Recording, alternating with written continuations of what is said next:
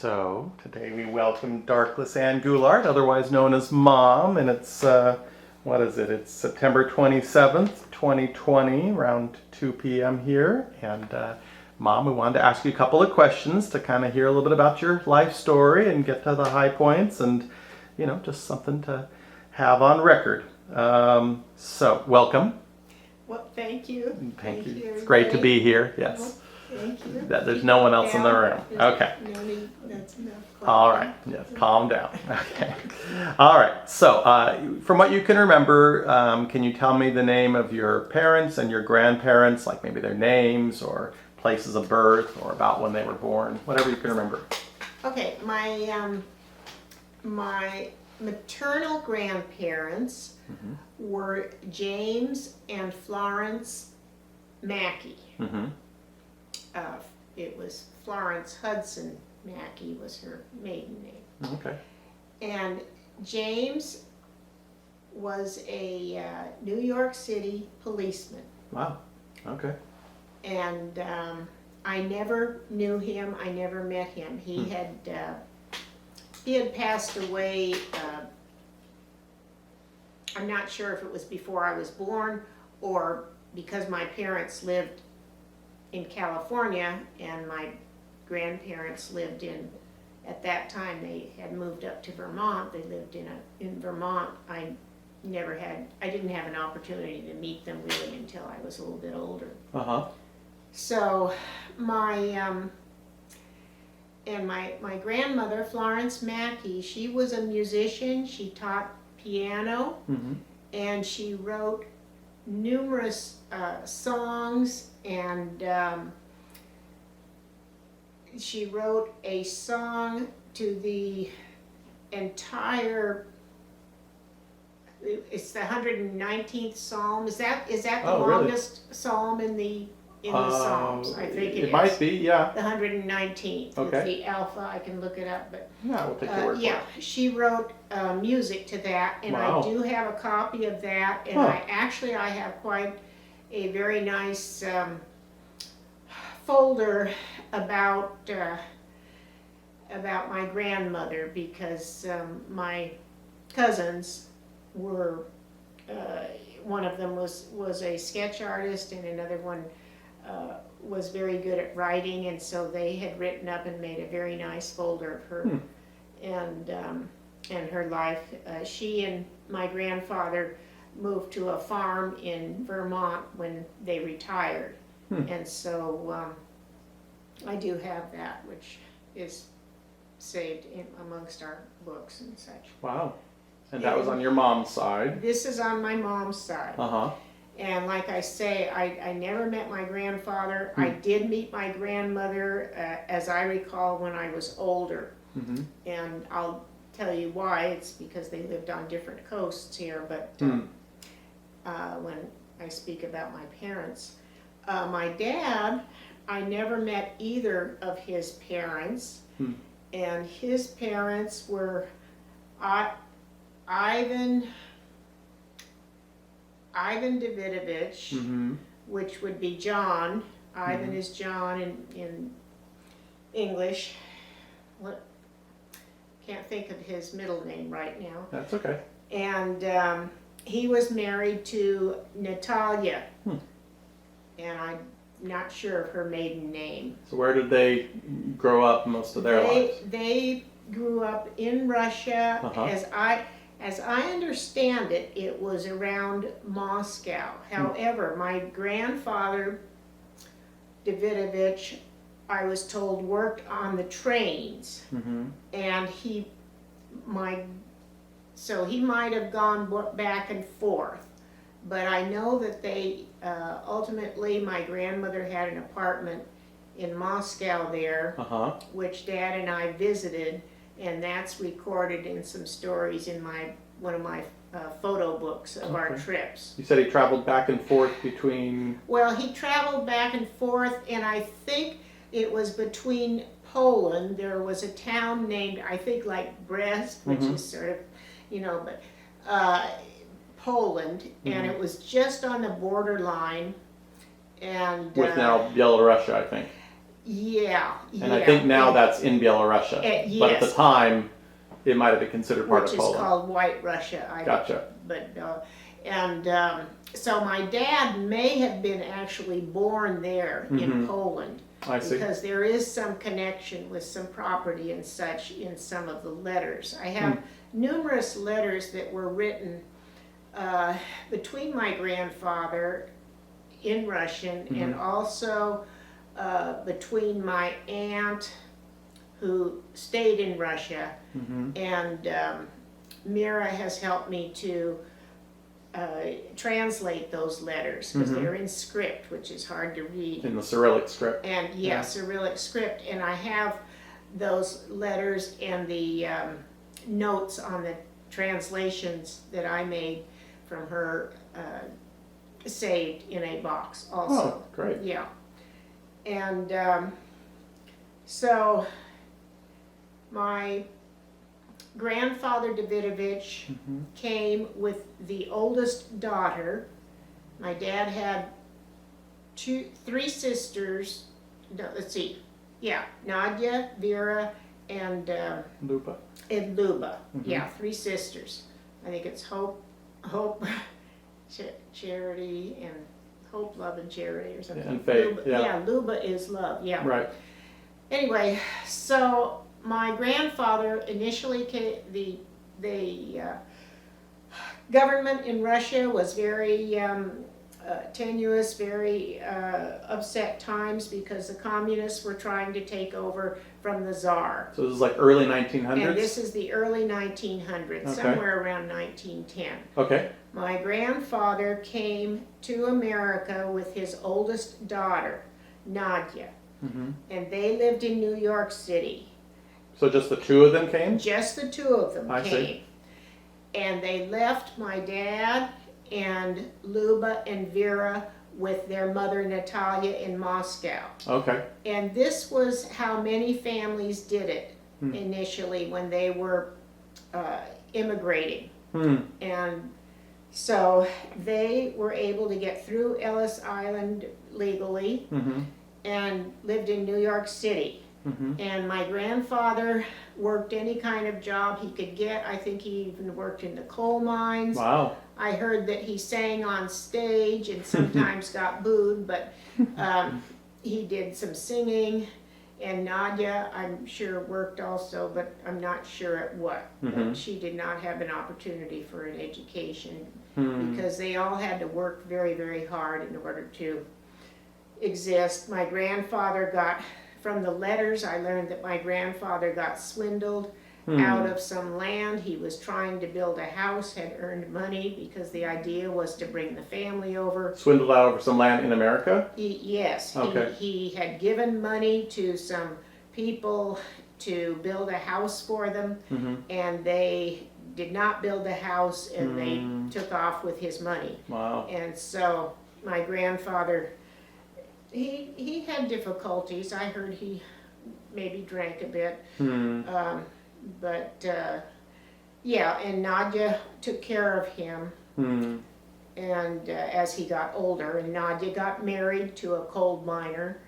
And then Vera and my father and Luba and Natalia were in Russia.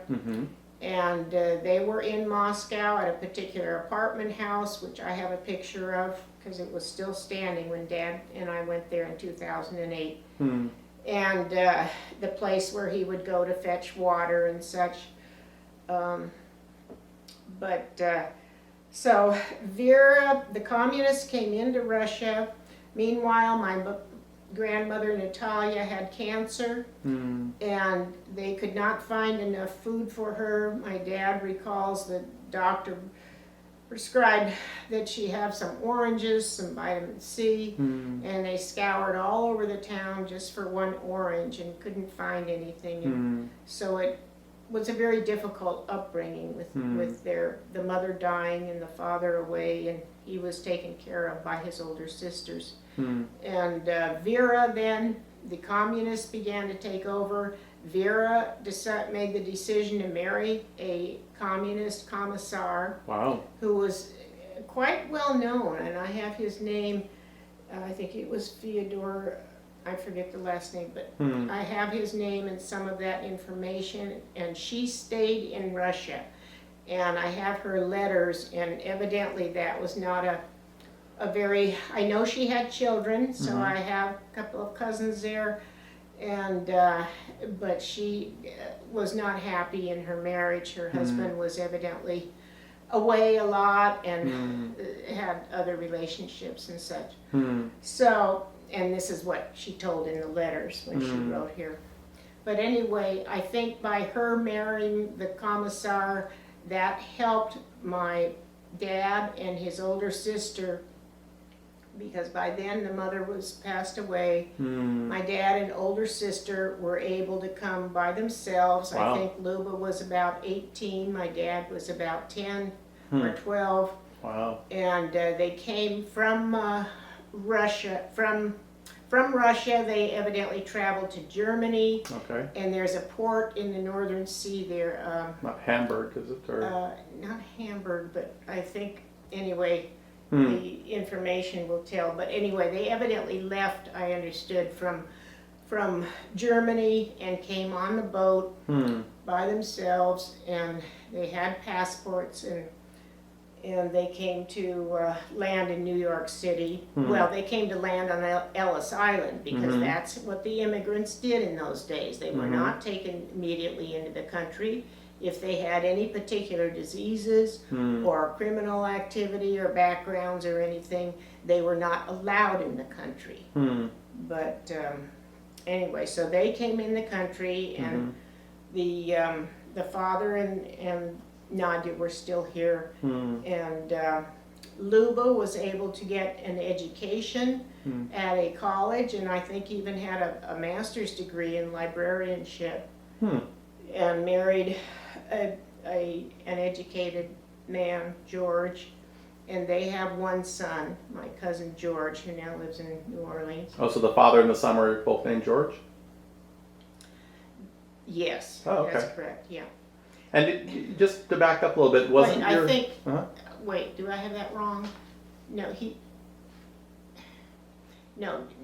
George Jr. does not live in New Orleans. That's another cousin. Oh, that's okay. Anyway, but, I wanted to back up a little bit. So your initially one of your father's sister came over with his with your father's dad, and then another sister came with your dad, and one sister stayed in Russia. But that would be a total of 4 children, 3 sisters and your dad. Wasn't there more than that before? no, there were 3 sisters. Okay. Okay, Nadia came with the grandfather initially. Right. Vera married the commissar And stayed in Russia. and stayed in Russia. Yep. Luba brought my dad over. Right. Weren't there other siblings? There were other siblings in the family, I think at least 1 or 2 children. Okay. And they died. And I remember my dad told us the story that on the train, they were traveling on the train. I don't know if the grandfather was working at the time on the train, but anyway, there was a tragic accident of the younger child brother, a samovar of hot water. Giant teapot. Yeah. Well, it's a giant, Yeah. a samovar, we have one. And the hot water fell on the child, and my grandfather held him all night, and as he suffered, they didn't have the medical care and help, and the child died. So that was one I know of. I don't know if there were other births and deaths. Okay. My grandfather may have had a sister, I think, Barbara, that was written about in the letters, but anyway. Yeah. Okay, so tell us a little bit of how it was like, I guess, for your dad. So what did he go on to do? How did he meet your mom? Yeah, so Luba got married, grandfather passed away. Nadia, I met her, she was married, her husband died in the coal mines. The oldest sister who had come with grandfather, her husband died in the coal mines, and I had several cousins from her, and also then from Luba, had the one son, and then my dad went to school, and he didn't know any English at all. And the way he learned was one or two teachers helped him.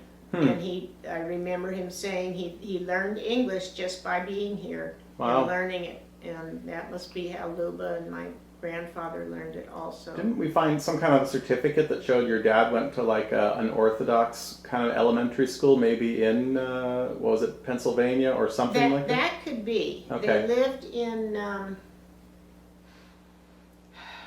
I think they were mostly, at his younger ages, based in New York, but I know that Nadia lived in Pennsylvania, and I have several relatives in Pennsylvania. And I still have one or two in New York too that I've been in contact with. But my dad went to school, and he learned English. The kids made fun of him because he had funny clothes, and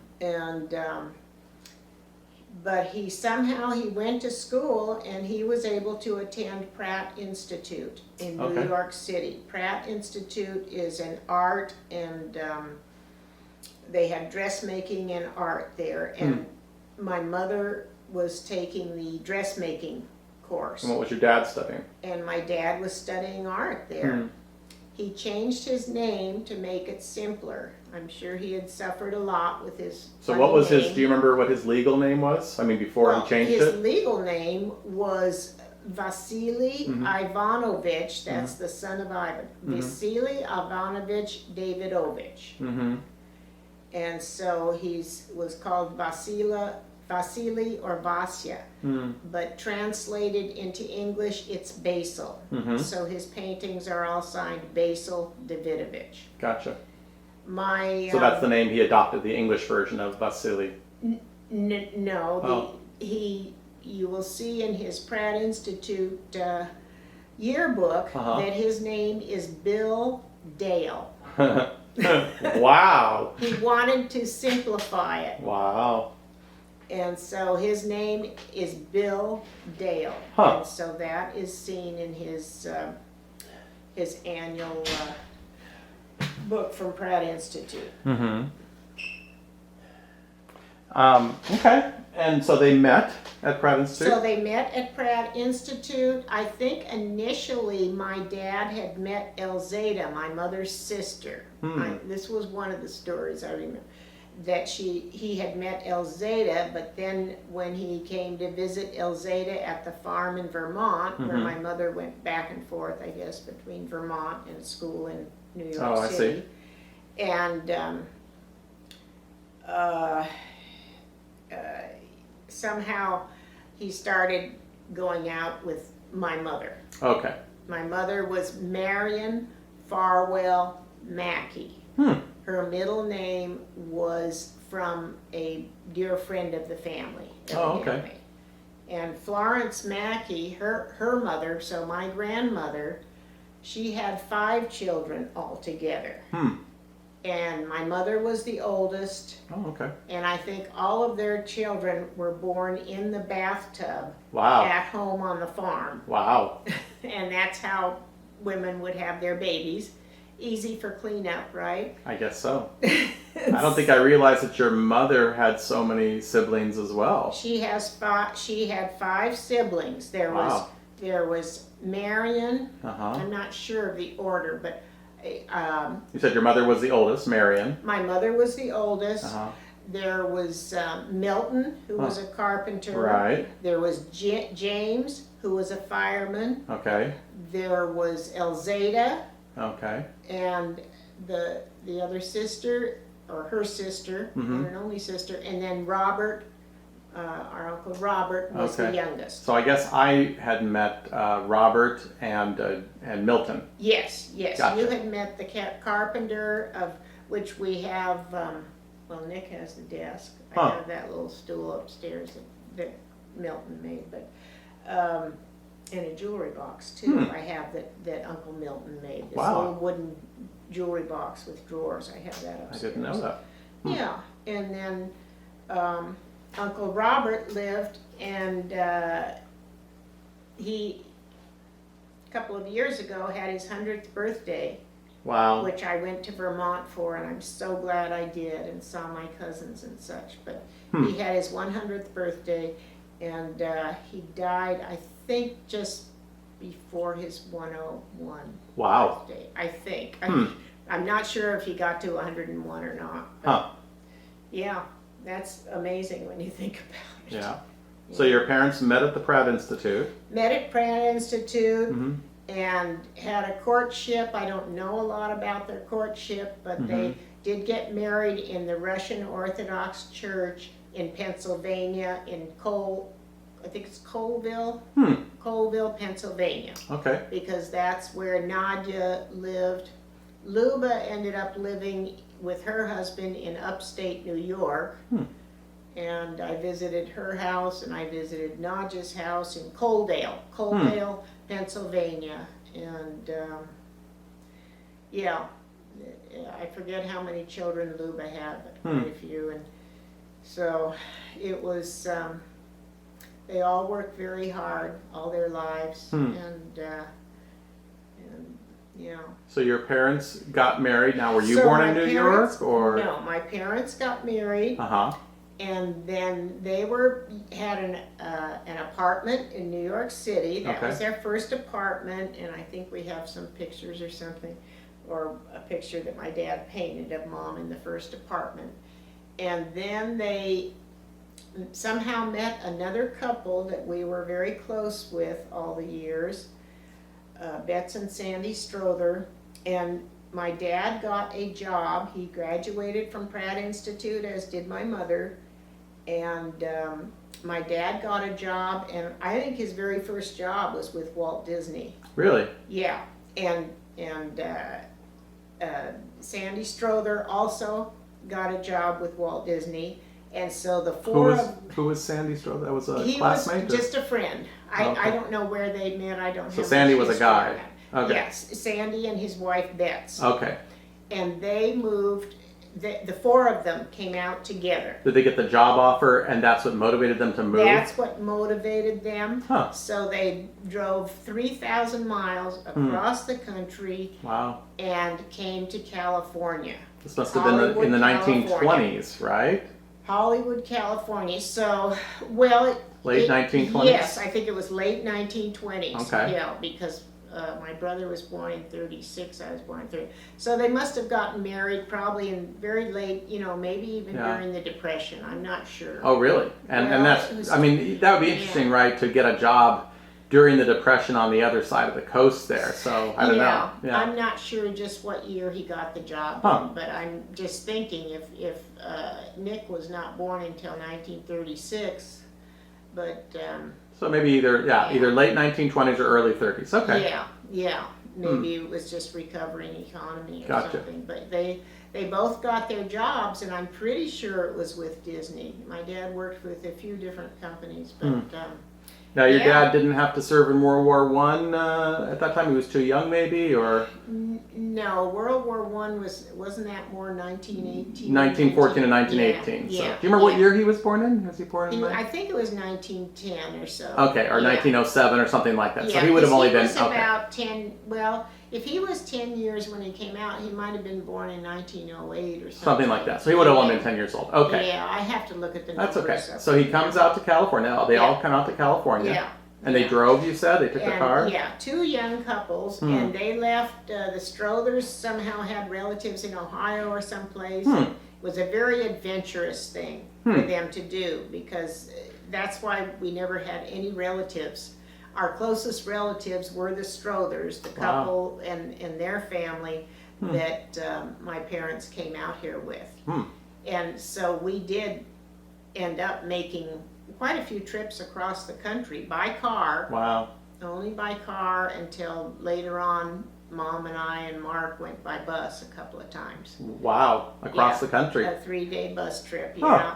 Yeah. And Better than the train or something slept like on that the even, bus. huh? I don't know, but maybe it was the cheapest. Yeah.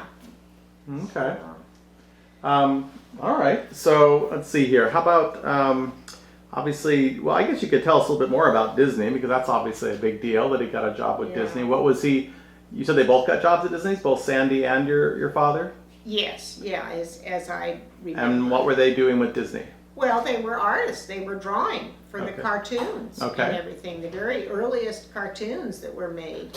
And you have to go into the history of Disney's life. I have a magazine. Do you remember a couple of the movies that he's famous for? Oh, or? he did several movies. You know, he did, I believe, Sleeping Beauty and Jungle Book. yeah, definitely Jungle Book. I think the big ones were Winnie the Pooh, right? Winnie the Pooh was a big one. There was a picture of him with the Academy Award that the studio It's won. like the Windy Blustery Day or something like that, yeah, right? and I have that, and that has his name on it. But he did the Sleeping Beauty and the Cinderella, and what was the one with the deers?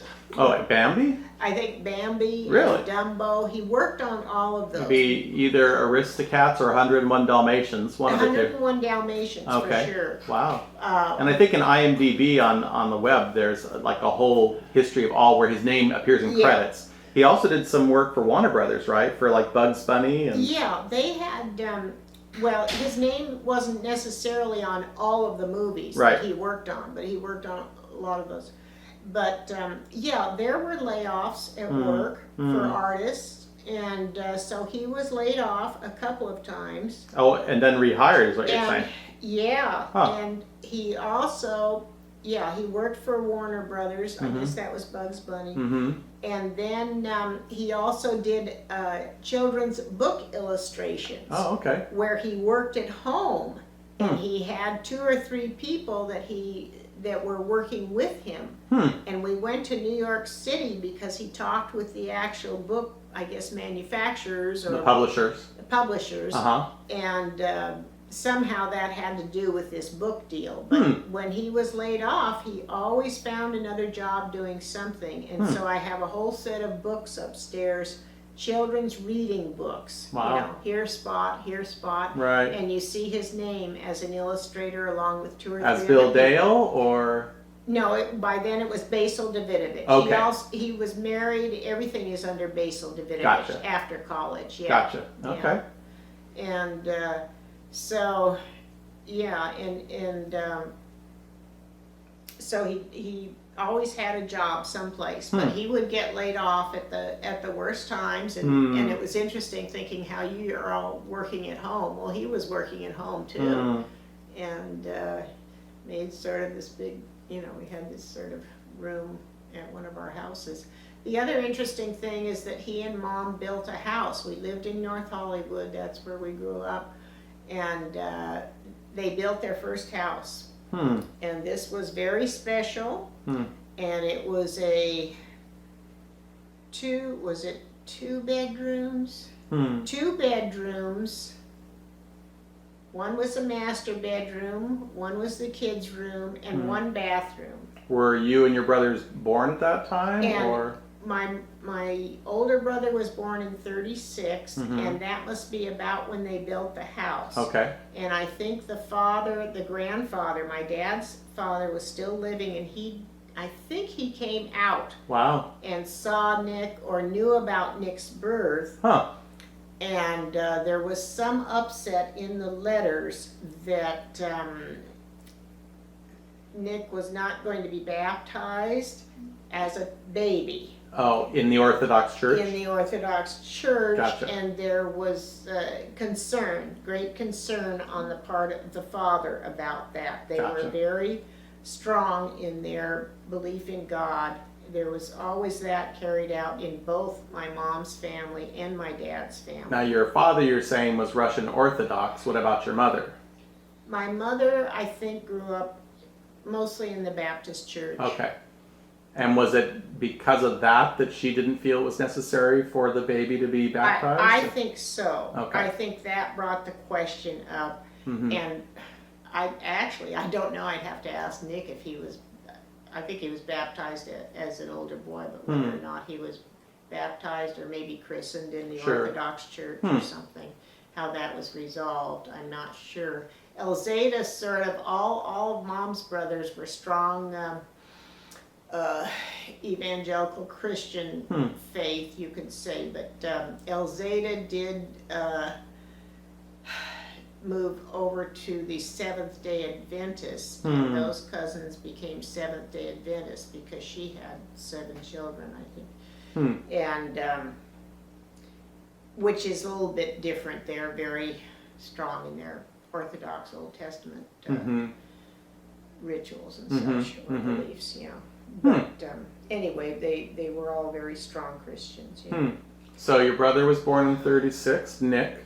Yeah, he was born in, actually it might have been 37. Okay. He's a little bit younger than my husband. And I was born in 39. Okay. So, but they were living in the house they built in North Hollywood on Camellia Avenue, and that's where we grew up. Okay. Mark is about 5 years younger than I am, so he was born in 40, as in World War II. So he's born in 44, towards the end of World War II, maybe. Yeah. If you were born in 39. Yeah, that's right. So he would be your technical baby boomer at that rate, right? Yeah.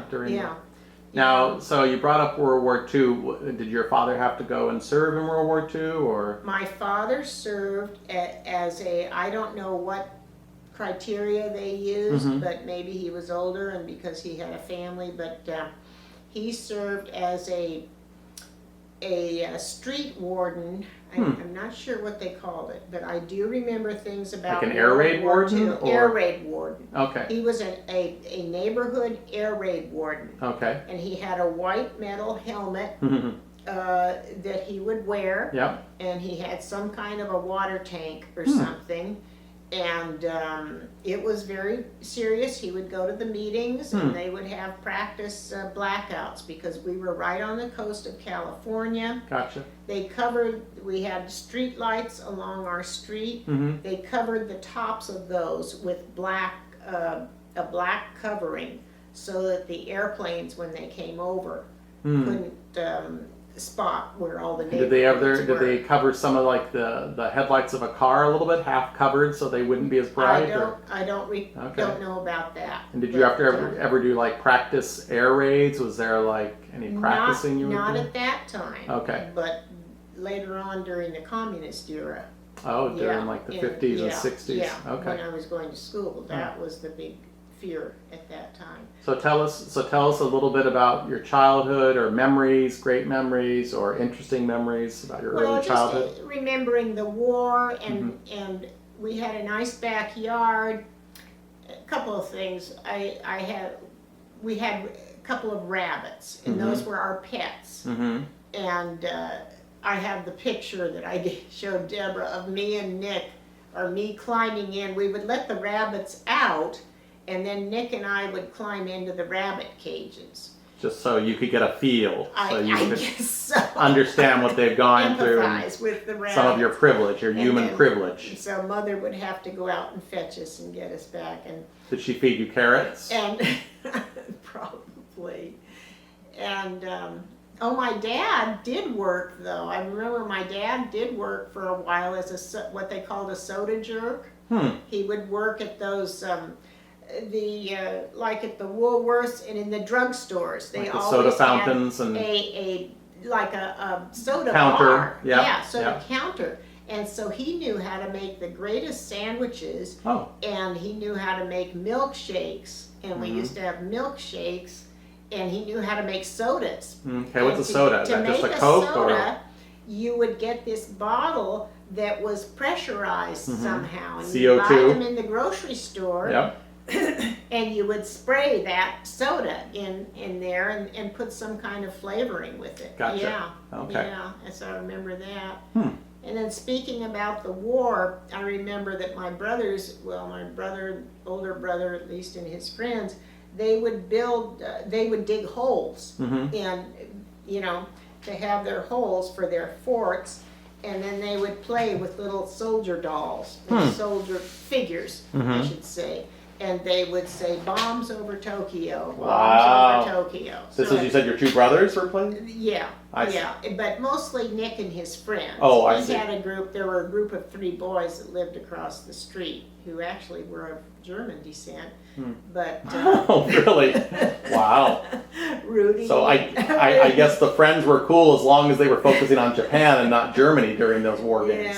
Yeah, and the other thing I remember during the war is the rationing, and food was on rations. You could only buy so much. You couldn't buy butter. You couldn't, things were, people were giving up all sorts of things, and mother would buy Crisco, and they would have a little orange packet, and she would mix the orange packet in with the Crisco, and that would be our butter. And then we couldn't, it was a big deal. Mother was all excited because she found out about a place that had bubble gum, because we always wanted bubble gum. That was a big treat in those days, and we drove, was a long ways away, and she drove us out there, and we each got a piece of bubble gum for 5 cents. That's something. great. Yeah. But was your mom mostly a homemaker at that point? my mother, when they first came out here, I guess my dad probably got, I don't know if he got an additional job or when he just worked as a soda jerk, or maybe that was back east, but anyway. But she worked for the movie studios. Oh, really? As a dressmaker. Oh, wow. And she dressed some of the top movie stars. Really? The women. Yeah, they would actually design dresses. Wow. And make them. For the movies? For or the movies. Okay. Yeah, Wow. and I forget, I'll have to remember the name of the star that she told me. Was a movie actress. Yeah, I wonder if there's any movies we'd heard of or something like that. But you wouldn't see her name. Right, on the- she wouldn't be credited, but she No, was one of the dressmakers. I didn't know that she But, worked for the movie studios. Oh, That's great. yeah. No, they both worked in the Hollywood movie industries, and that's where they had an apartment, and so. But yeah, so then growing up, then it was my older brother and I, and then Mark came a little later, but we always lived in the North Hollywood house. So there were 5 of us in the family. We had 1 bathroom. Between the 5 of us, we had just the 2 bedrooms. As the boys got older, my dad built an additional bedroom onto that house. And when you say he built, you don't mean he went out and hired people. He normally did some of this himself? oh yeah, he was extremely talented, and along my mother was too. And, but my dad would, he would help build the house and build the room, figured that all out, and I don't know how much contractor, but he also built us a little swimming pool in the backyard. Wow. And it was just a little brick, about as big as a larger jacuzzi. And the neighbors would come and they would stand on top of the brick wall and jump into it. And Wow. It was all sort of dangerous. I'll And bet. I don't know if it was ever chlorinated or anything. And there was the polio scare about that time. Oh, so you're saying you guys brought on polio, No, or supported the cause of polio. but somehow, yeah. So this was mostly in the 40s. Yeah. Now, when your dad was working for Disney, there was just Disney animation studios at that time, right? Yeah. And There was they no were- Disneyland. Yeah, no. Disneyland was in the 50s, and my dad worked the studios I'm familiar with are the Burbank studios. Yeah, and they still he would have drive those. there. It was before the freeways and everything were there. Wow. Yeah, very different world. Hmm. So, yeah, so anyway, what else did I remember about this?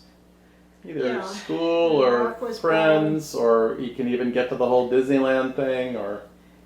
And my mother started me in Bluebirds, which is Campfire Girls, instead of Girl Scouts was very popular, but she wanted to do the Campfire Girls and the Bluebirds. And so she was the head of the initial group, and that's where some of my initial friends came from. They lived, like Nan, my friend who now lives in Arizona, she lived 2 doors down from me. Nancy, who's up in Washington State, and she lived in the next block. Her dad worked at Lockheed.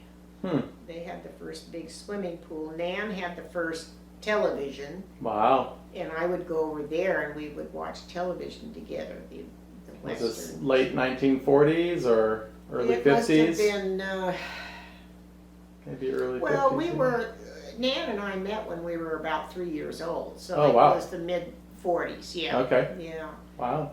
And then there was Shirley and there were other gals that, you know, eventually the group grew. And I still am in touch with some of those grammar school and high school friends. Mostly because of we were all in Bluebirds and Campfire Girls and then Wow. Horizon Girls together. Wow. So you were in that for Yeah. quite a few years. Yeah, Okay. yeah, yeah. I had my vest and everything from the Different beads. badges and. Yeah. Did you ever go yeah. camping We with did as girls? beads.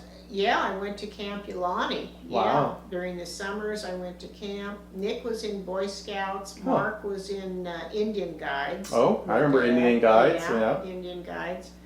And Hmm.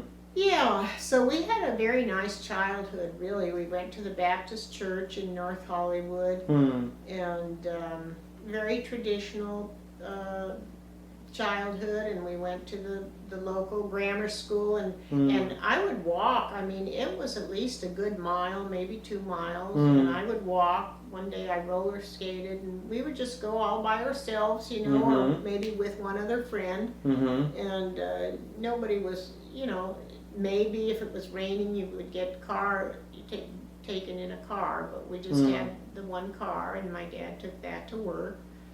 And later on, we got a second car. And So that was grammar school, and then you went to high school also. then we went to North Hollywood High School, Okay. and we went to North Hollywood Junior High and North Hollywood High School.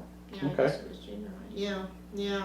So I went to Rio Vista Grammar School, North Hollywood High, Junior High, and High School, and had that same group of friends. I joined the orchestra. I played the violin. Wow. In And- high school. In high school, yeah, and junior high, actually. We had orchestras and bands and all sorts of music, you know, instruction. And Well, since we're at that age, though, we have to hear about the first day of Disneyland.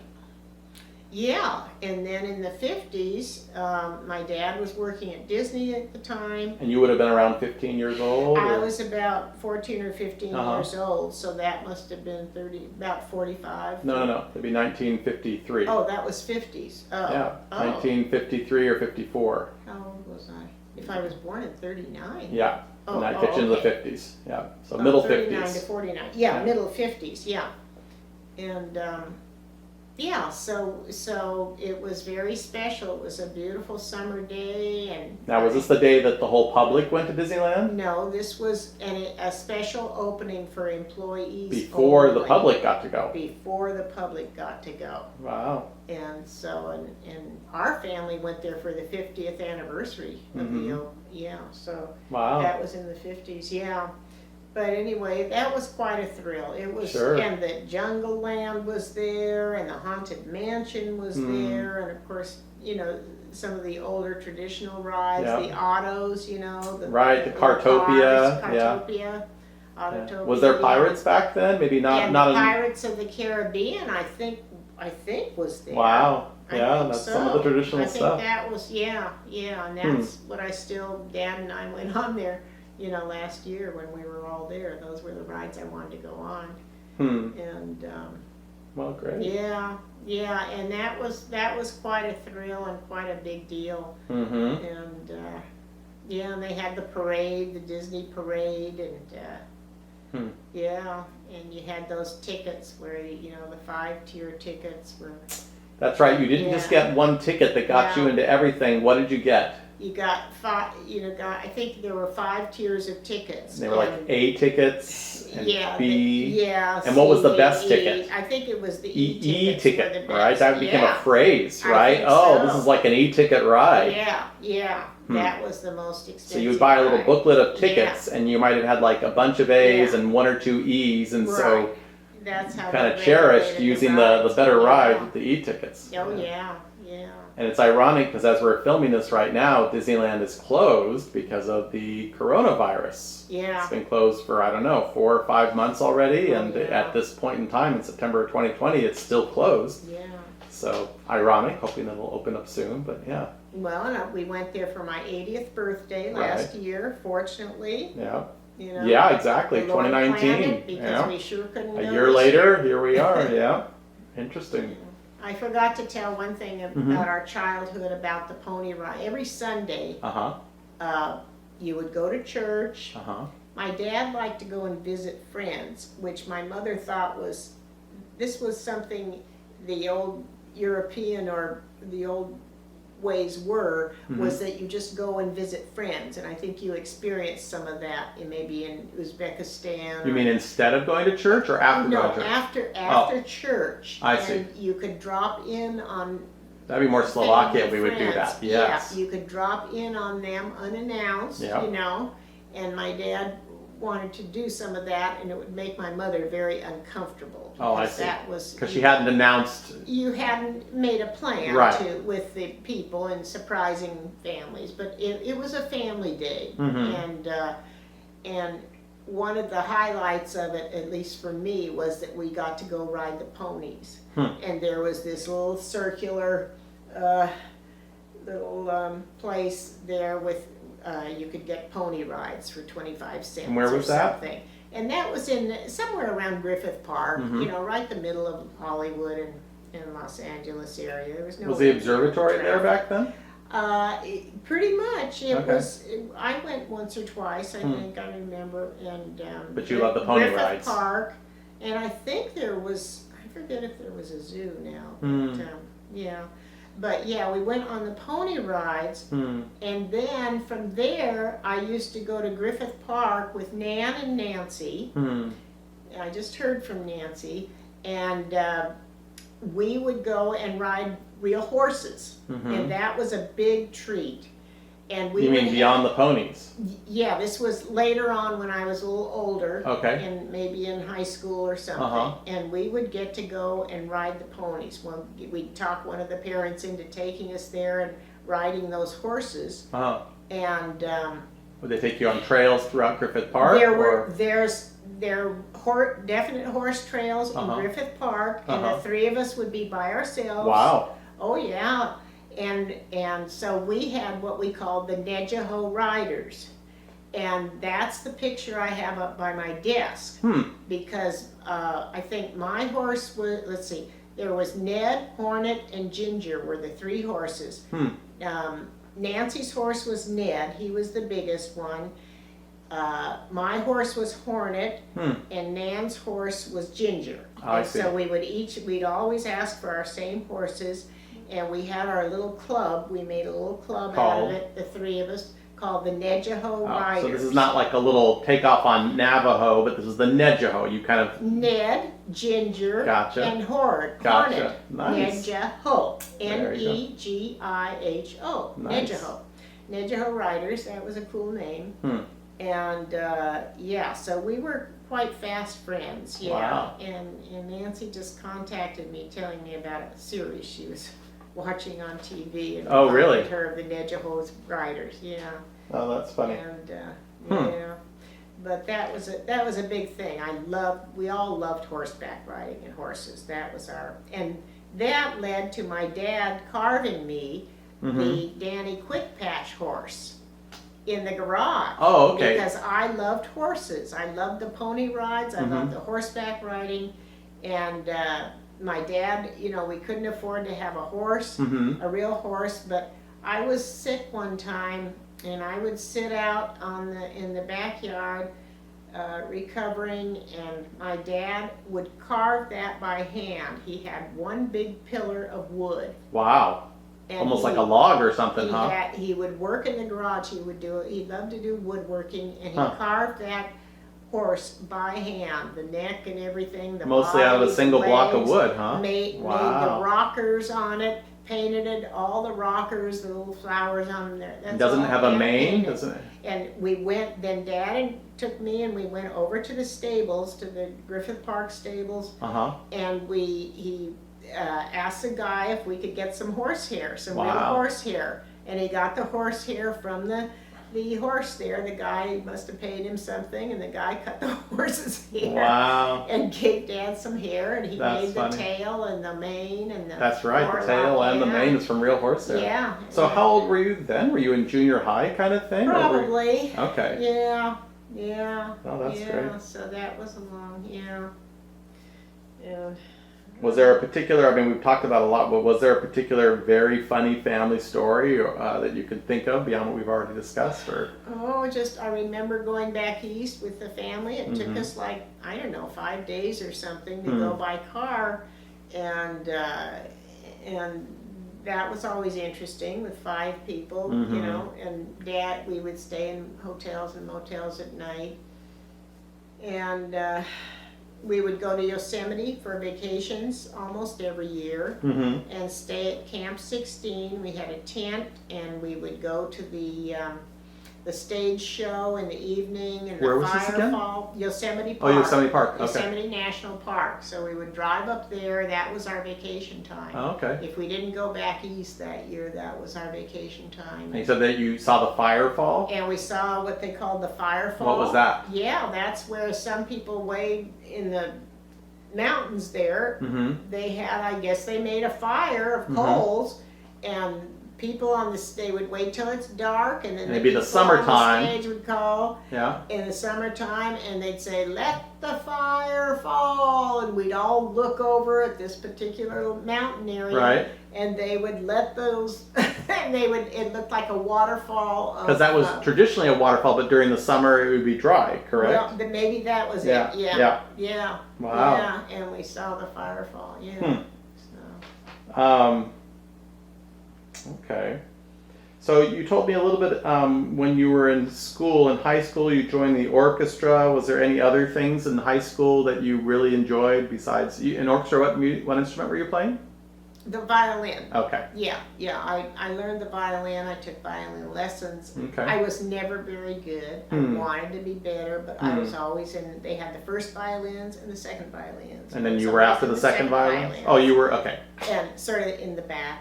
Gotcha. And I played all the way through till graduation. And Wow. that's where I had some of my Horizon girlfriends too. They were like Linda played the trumpet, Marcia played the oboe. Wow. I think Nancy played the violin. Hmm. Nan wasn't in that group so much.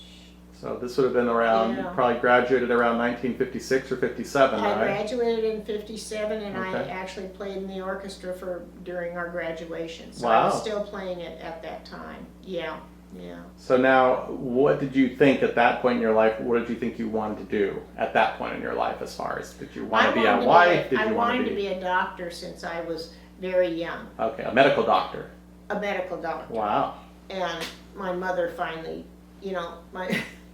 Your mother encouraged you, well, kind of the Ruth Bader Ginsburg, you would say, told you that My you could reach mother- for the stars. my mother would give me dolls for Christmas, and all I wanted was a doctor kit.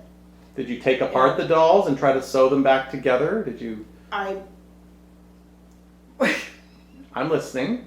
Is this going to be like a kind of like a One time psychotic she bought me a breakdown? little boy doll, and I'm listening. I undressed him. And Did you close your I eyes? found it looked just like the girl doll, so I didn't play with it anymore. You felt he was anatomically incorrect? I had a curious mind. Yes, you did. He was not. So are you saying for that whole time you didn't know that there was a difference? You always thought they looked the same. Anyway, but I always wanted to be a doctor, and Uh-huh. I always wanted a doctor's kit. And sometimes I got one, but sometimes it became to an age where it was inappropriate for the children to be playing doctor all the time. Ah, And so I was discouraged from. My mother loved dolls and sewing and dressmaking and everything, and your mother had a couple of dolls, didn't she? 1 or 2 dolls? my and- mother ended up with about 200 dolls or something. Wow. I have a list of them that I did finally sell on eBay after she had, several years after she had passed away. But So initially you wanted to be a doctor. You're I coming always towards, wanted to be a doctor. and even in high school, coming towards. I loved science. Okay. That's where I got really turned on to it when we were dissecting the pig eyeballs. Ooh. Yes, and there was a woman science teacher in junior high, and she got these eyeballs from the butcher, I guess, and brought them to school. I mean, it was very advanced, and we were dissecting it, and I just loved that stuff, and I was so curious. I was so amazed at the intricacies of our anatomy, our metabolism, and such. But I wasn't the smartest person in the book, and I could see when I went to college that the med students, because I enrolled as a pre-med, and the med students they just seemed to me much smarter. I was sort of more interested in the chemistry was hard for me. Okay. When you really got into the depths of organic chemistry. Gotcha. I need pictures in order to learn things. So you more appreciated the biology over the chemistry? Yeah, Gotcha. I enjoyed the biology. Hey, before we go past high school, was it in high school that you had the air raid practices because of communism? Or? That was in, I think it could have been late junior high or early high school. Yep. It could have been, but I just remember that we were told, we did have the warning signs, and we were told Sirens. that we would get under our desks. Okay. And that was what we would do for the atomic To protect bomb. you, from atomic bomb. From atomic as long as you bombs. got under your desk. Were the That desks made of was- cement? Were you? No, they no. were just little wooden, with the desk and the seat attached to it. Did you have any special outfits, hazmat outfits, No. or breathing apparatus? No, but there was. Were you told to cover your head, duck and Yeah. cover? Well, you get under your desk, Uh-huh. so that was covering, and that was for earthquakes too. Oh, okay. We did have. I do remember when I was at the Camellia Avenue house that. You had a couple of earthquakes, huh? Yeah, and we had a really big one, and. Did it cause any damage? The family all gathered in the little hallway, and Oh, wow. but Mark was in bed, and Hmm. the bed was sort of rolling across the floor, but Wow. Mark didn't wake up. So. Huh. But no damage was caused to your house No. too badly. Okay. And my dad built our second house too, but that was when I was in high school, and Your second house. that was in North Hollywood also. Oh, okay. So, but it so you had was two different houses otherwise- in North Hollywood. Yeah, yeah. And you said you were in college by that And- time, or No, I was in high school. you were in high school? Oh, And okay. Nick and I were in our last years of high school, and my dad. What street was that on? That was on Rhodes Avenue. Oh, I see. And that one's still there. Hmm. And That he built. yeah, Oh, that'd be interesting to look at a Yeah. picture of that. Oh, I okay. mean, he had a contractor and stuff, I'm sure, or Right. had workers, but I just remember he got laid off right after they got the loan or something. Oh, no. And they were sort of worried about it. But, Wow. they. Now, did they ever fear that since your dad was from Russia that he was a communist and therefore couldn't be trusted? Did he have any issues or Nothing problems? that I ever knew of. Okay. Nothing that Interesting. He had some fun Russian friends. I remember one guy, Al, and he would always bring his little accordion, Mhm. whenever we got for family get-togethers. Well, my mom and dad did a lot of square dancing. So they Oh, would really? go square dancing, get us a babysitter. Wow. And they loved dancing. My dad loved dancing. We would go to these Russian ballroom things, and the dancing and the singing, and when couples and stuff got together, they were either dancing or singing. Somebody was playing the piano. That's what you would do, when couples got together for a dinner or something. Yeah.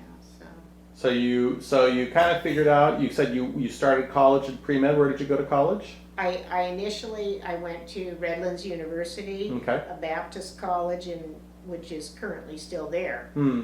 But they were more of a liberal arts college, what Okay. they call liberal arts, like English and teaching and stuff. So what were you studying there? I went in as pre-med, I see. and I took science and biology there, and Did you go there for 4 years? Is that where you no, graduated? I Okay. went there for my first year, I see. and then I transferred over to UCLA because it was closer to home, and it was I was able to get in Okay. easily because you transfer You were a as transfer student. sophomore. So that was part of the Yeah. reason that you, Yeah. okay. And it was cheaper. Redlands was, Hmm. but then I did join a sorority when I went to UCLA, Uh-oh. and that's some of my current friends also. Those were wild times, your And- sorority, or? Well, this was college, and anyway, I did join a sorority, and I lived in the sorority What was the name of your house sorority? for the 3 years. It was Delta Zeta sorority, Okay. and I lived in the sorority house for 3 years. So Did you have some friends that you made from there? yes, and to this day, well, I'm going to see my friend Rodine tomorrow. Mhm. Another one of our close group. We called our group the Rosettes Hmm. because Delta Zeta, their flower was the rose, and so we called, and there were about 5 of us. There was Joanne, who lives up north, but she doesn't join us anymore. Hmm. Dunny, who lives in Orange County, but we haven't gotten together this year. We used to get together every year. This is when we were a little bit older and our kids were sort of getting grown up and stuff. We had time to get together. Wow. Once a year. But so I still have friends from there and friends from So this goes back 60 years now, if you're talking like yeah. 20, 40, yeah, about if you started in maybe 1958 or graduated- 59. I graduated in '61. Yeah. Oh, So, you graduated from 61 from UCLA. from UCLA. Yeah. Right. Yeah. Okay. And I had the bachelor's degree in microbiology. Hmm. And I enjoyed that. And then from UCLA, I got accepted to the public health training program. You had to go, because I was going to do laboratory work, so you had to work, you had to have training for Okay. 6 months. And In Los Angeles, or? no, I mean, I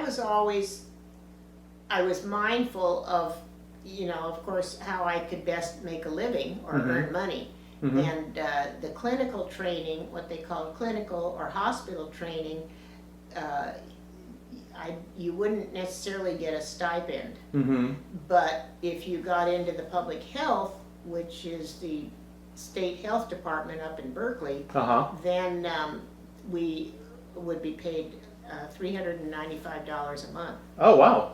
And And that wasn't available in LA, or you just wanted to move out, you wanted to move out of? well, this was the state, there's only one state health department in California, Oh. and that's the one in Berkeley. Oh, I see. The other health departments are county health departments. So you have your Oh. Los Angeles County Health Department. And that didn't really pay as much, or didn't Yeah. pay at all, or? Well, the microbiologists would have to go up to the state, and I you'd see. have 5 months of training in the state, Okay. and then they would farm you out to one of the county health departments Ah, that was okay. taking trainees. So I made sure that I could get paid so I would be able to support myself. Wow. And So that was the big reason to go up to Berkeley. I see. yeah, that's what took Okay. me up to Berkeley. So this was around And, 1961. This was, yeah, in the summer, my training, I think we graduated in June, and Oh, I my see. dad gave me a nice watch for my graduation, Hmm. and then my training started, I think, in July, Wow. and So you had already moved up to Berkeley by So- July of 61. well, so yeah, the way I had made one trip up to Berkeley Mm-hmm. with one of my sorority friends, because Uh-huh. she had parents up there, and I went with her once, and I sort of looked the place over to see where the health department was and stuff. Hmm. And then my dad got me this sort of big trunk, and I Mhm. packed all my stuff in there. Is that still the trunk we have upstairs? No, Okay. we don't have this one. This was, Hmm. and we packed all my stuff in there, Mm-hmm. and I had a bus ticket on the Greyhound bus. Mm-hmm. And I was like 11 o'clock at night. Wow. I took all by myself. I took 11 o'clock bus up to my parents, said goodbye to me. And I was gone, and I was going to my job. I had $400 a month. Did you have a place to stay already? No place Okay. to stay, but I knew where there were some apartment houses. Okay. And I scoped it out, and I figured there's a motel someplace. I Okay. need one. Wow. So I would arrive there in the morning Yep. and Got a taxi or something. Or not. that's another story. Well, I want to hear the I story. would arrive there in the morning, Yes. and then I figured I would go and find an apartment. Yeah, but how did you? Well, I want to hear the story. Or I would stay in a motel if I couldn't, and I convinced my parents, and I was 21 years old. Yes. Am I going to get to hear this story? I met this guy on the bus. Okay, here we go. Was it And- Dad? Was it my father? Is it my real father? No. It's no, not my real father. It's not your father. And he was a nice young man, and he was returning from a trip to Tijuana. I see. Did he ask you to carry a package for him? And he worked in Oakland Uh-huh. in a box factory, In a what factory? A box factory? making cardboard boxes. Okay.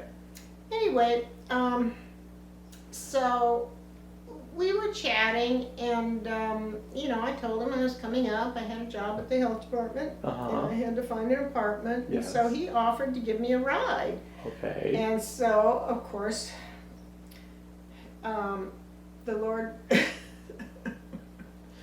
Anyway, I just felt like I could trust him, and he was a very nice young man. Uh-huh.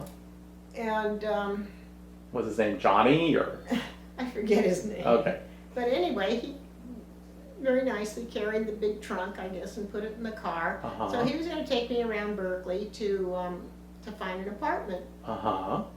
And so we're sort of looking around, and then he says, "Do you want to go to Lake Tahoe?" And This was the 60s. this was in 1961. Yes. He says, "You want to go to Lake Tahoe?" I said, "You mean now?" And he says, "Sure." And I said, "Well, isn't that sort of far away?" I had no clue where it was. Yeah. And he said, "Oh," he was a little bit Okay. slow. And anyway, so somehow we ended up, I forget if we got the apartment first. He took me over to Oxford Street, and I found an apartment for $85 a month. Uh-huh. And I rented the apartment from the landlady. It was up on the 3rd floor, Uh-huh. no elevator. He brought the luggage up to the 3rd floor for you? Yeah, that was later in the day. But Yeah. then at some point he said, "Do you want to go to San Francisco?" And I said, "Oh, where's that?" And because I You weren't a geography student, is what you're saying. It's all about the microbiology. I was totally, and so we went over to San Francisco, Mm-hmm. and we went to a movie. I don't know which one. Uh-huh. He tried to put his arm around me, and I just took it off. There you go. Wow. I would just lay it on the line, Yep. This is, no, we don't do that when we just met somebody. There you go. And we went to a bar. Oh, I see. And- But we went to a bar. And he paid for everything, of course, and he bought me a drink. And Mhm. well, from a few college experiences, I was able to. I had a pretty good idea of what I could drink and not drink, and where my, what I could do. But I just had one drink or something, and he had one, I guess. Would you have a beer or something? I forget what Oh. I had, and that was all right. I Okay. said thank you, and then we went back. Took me back to the apartment, Uh-huh. and then he got that great big, and so I'm figuring in my mind, Got well, that great big what? my great big trunk. Okay. He hadn't brought it up to the place yet. No, Uh-huh. and so he said, "Well, can you need help?" And I said, "Well, yeah." So I'm figuring, if I have him bring that great big trunk up the 3 floors, he'll be too tired to try anything. And so, anyway, so I had it. He brought that up, and I didn't. I didn't have any. There was no food. Uh-huh. No cups, no glass. I couldn't Gotcha. even offer him a cup of water. I you see. know? And so we said goodbye, and I didn't have a telephone because I couldn't afford one. And You we said to him, "You can goodbye. write to me." And he knew where I lived. Yes. And what I had in the apartment was one of those little walkie-talkie things. Where, Oh, the intercom. Yeah, the intercom, where they would press the button for your apartment. Right, to be buzzed into the building. Get buzzed into the building. Gotcha. anyway, so he left, and I think he came by once more, but You pretended to not be at I home. don't know. I couldn't. I don't know if he even spoke a lot of English, but I couldn't understand him or something. I didn't let him in because I never saw him again, really. So is he from Mexico? Is that what you're saying, or? No, I think he was working in Oakland. Oh, but you said he couldn't speak much English. Well, he didn't speak a lot. He didn't speak a lot. Oh, I see. You know, he's sort of a quiet guy. So I don't know how much. I don't know, but somehow I couldn't understand who it was. And I didn't let him in, and I never really saw him. So the Lord confused his tongue, and that saved you. Anyway, maybe it was the Lord's angel. There you go. Yeah, but that's how I got settled in. I had nothing in the apartment. Just my clothing, and but I was close enough I could walk to downtown Berkeley. And I picked up, I bought some dishes for myself. I bought some food, and I went to work. Nice. And that was like for 5 months, right? I was for 5 months. Okay. And that's where I met my friend Maureen, who was from San Jose, and she had a boyfriend from San Jose. She was in training as well? And she was in training. Okay. And there was also Rudy Lee, a very nice gentleman that I liked very much. He was Chinese, and he was a trainee also. So it was Rudy, and there was another gal, and Maureen, and we were all trainees there. So here we are, fall of now becoming fall of 61. And yeah. Are we going to hear? Well, it was the summer. It was like in July, August. My brother Nick got married to Stella, and I went down for that wedding. Okay. And I think I was in that wedding. And then I, at some point, so I was doing the training, and that's, before, I think the big disease then was like syphilis and gonorrhea and stuff, and we were doing all our pipetting by mouth, sucking in the serum of the blood, and that, and then of course there was the flu, I think, and but that was virology, and but yeah, and then there were parasites. We did parasites, and we did the serology, the blood work, and different diseases. So at some point, though, you got to tell me, how does this come into? And then, okay, so then Maureen had her boyfriend had a friend, and she asked if I wanted to go on a blind date with him. And I said, sure, why not? We'd go, 4 of us go. Over to San Francisco. Oh, okay. And so they brought this guy up, and he wanted to go on. She said, yeah, he's nice. He's a little bit strange, but yeah, nice guy. So I said, great. So that's how I met Ed then. I met And you thought Ed. he was from the Jewish faith?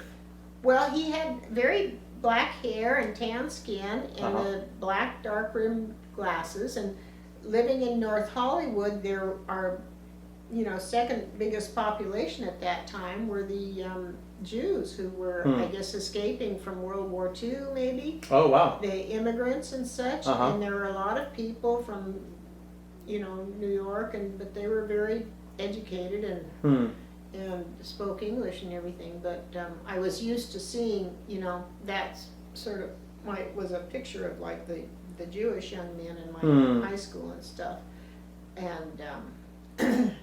Anyway, so that's when I met Dad. So you went to dinner together, the 4 of you? I didn't know exactly, but I sort of was intrigued by him. And he was very nice, and I liked the way he looked. He dressed in sort of classic clothes and had nice, I looked at his facial features, and they were very nice. And was he a quiet person? Was he kind of stoic? No, he was quite... I would say quite outgoing. I see. Not really the type that I had expected to fall in love with. And and so, but he was sort of intriguing. And anyway, so yeah, there, we went to San Francisco that night, and The four of you. yeah, the four of us, and we went to dinner, and the guys all paid for everything, of course. And Couldn't remember the name of the that's restaurant, what we could you? Just some No, restaurant. Yeah, it's no. fine. So this was like Yeah. now the fall of '61 or something? Well, or? I met him actually about in July. Oh, I think. okay. We So went on our first date. wow. So pretty quickly after you moved, the same month you moved there, Well, I probably went down. I probably went up there in June, right? and I probably met him in July. And you moved there in July. I'm just saying about Oh the yeah, first I month. moved there in Oh, June. okay. I moved in there Oh, I probably see. in latter June. Oh, you know. okay. So And, less than a month after being there, you probably went on your first Pretty date. much. Wow. Pretty much, yeah. Okay, And, so you started dating. So we started dating. I had no telephone. We didn't have cell phones or Wow. anything. No television. Yeah. Nothing. And but I had a one-room apartment. It was a studio apartment, Uh huh. and you'd open this double-door closet and pull the bed down. That was the bed, and that's where my closet was. And then Oh, okay. during the day, you put the bed up. What do you call that? That's a certain And- kind of bed, isn't it? It's yeah, a wally bed or Yeah. something like that. Yeah. Okay. and it had, then there was a little kitchen alcove, and there Uh-huh. was a bathroom, of Hmm. course, you know, but it was all very Hmm. compact. That was a one-room apartment. And So how would you contact each other if he lived in San Jose and you lived in he sent Berkeley? me a couple of telegrams. Oh, okay. He came up just unannounced. He would always bring all this food, I think, from the store, Oh, because he was working at the store at that time. Gotcha. He would bring the food up, and yeah. And so now did you have like a 3-year, 4-year courtship? How many years was your courtship? Was it a 5-year courtship? I mean, I know well, I was raised to think perhaps were- date 3 or 4 years maybe. That's what I brought to my wife, saying we've got to let's see. date If for we 3 met years. in July, Yes. and he had a little sports car. Oh, I like see. A little black sports car. I was sort of impressed with that. Gotcha. And I would go down to San Jose sometimes, and You take the bus or something, or? no, I would go down with Maureen. Had a car. Oh, I see. And so Maureen would drive down there, and I'd drive down with her. Mhm. And then I was invited to stay overnight at Ed's house. His parents were there. Oh, his parents' house. He would sleep out in the den there where the TV was. They had a fold-out couch there. Was this La Rinconada? La Rinconada. Oh, really? And I would sleep in his bedroom. Oh, Yeah. I see. Yeah. But again, he And was in a different always room. the parents were there. I see. Yes, and I was not allowed, if the parents were ever not there, I was not allowed to stay overnight. Gotcha. And So this went on for 3 or 4 years. so this was, let's see, July, August, Yes. September, Yes. like 4 months. 4 months. He was in a play at Oh, the okay. time in San Jose. Huh. And we were trying to remember the name, which of them. And you went and saw him in the play? Oh yeah, I would, because that was our Saturday night. He would, I think, you know, I would go down there maybe Saturday morning, Saturday Wow. night. He was in the play. I Hmm. would go and watch the play. And then after the play, would you meet with the After other the actors and play. stuff? Not really. Okay. We would sometimes go out, you know, to a club or something. I don't know, but yeah. All right. So I know this was And a short so courtship. It was a very short, and then Yes. we just sort of, it was just mutually, it was, Whirlwind romance. well, it was weird. It was just like I felt very comfortable with him. And So I sort of laid things out about what, you know, my standards were and values and stuff, and what do you mean? You want to tell me a little bit about that? well, I just told him that, you know, I was waiting for marriage to have, you know, intimate relations. Well, I told him, you know, earlier in our courtship, and that if that was not something that he could abide by, then we better not, you know, continue Wow. our relationship. Uh-huh. Well, I just, you know, Yep. let guys know right away, There you go. and that's why I did it. That's how you sifted the wheat from the chaff pretty quickly. And if they weren't willing to, you know, Yep. If you weren't worth have the wait, that- then you'd say, then you're not worth the wait. yeah, That's if right. they weren't willing to have that kind of a relationship, Gotcha. then it would not be something that I would continue, because I figured once you open that door, you know, Cat's out of the I barn. know I myself gotcha. Yes. well enough to know that, you know, I wouldn't be able to go back. So yeah. And, So but now tell me anyway, about how the engagement came about here. If you were dating for a couple of months here, 4 Yeah. months or so. Well, he mentioned that we should get married, and we sort of, agreed that maybe we should. It wasn't like where he got down on one knee or did any of, This is why I've never heard this story. There isn't much to it. It was just like, we were just, I don't know, it was. So neither one of you can remember how it happened. Did he not remember? No, I'm not saying that. I want to hear your version. Did he get you an engagement ring? Yeah, we went over to the jewelry store to find out what I liked and what he could afford. Yeah, and so we got one, and then I think his parents made him go back and get a bigger diamond in there or something. There you go. Because they were going to show their friends. So it was important to the parents to show off your finger. Gotcha. And then we went around San Jose to find the prettiest church and found the Episcopal church there, and we. So was this happening now? End of '61 that you got the ring and stuff? This was like in November, probably. Right. Okay. Yeah, and we got engaged, and then we looked around for a church, and then they, because we weren't members or didn't attend that church, they required that we go to marital counseling. Which, you mean like Baptist church or? It was an Episcopal church. Oh, Episcopal church. Well, he was Catholic. Okay. And his parents very much were Catholics. Did that bother you at all? It didn't bother me, except that I refused to, at that time it was very important if you married that you would raise your children as Catholic, and I would not agree to that. Gotcha. I knew that I didn't want to agree to that. I didn't really know why, all the whys of it. But I made sure, in any guy I dated, I made sure that they had a respect for God. My faith at that time was not very deep.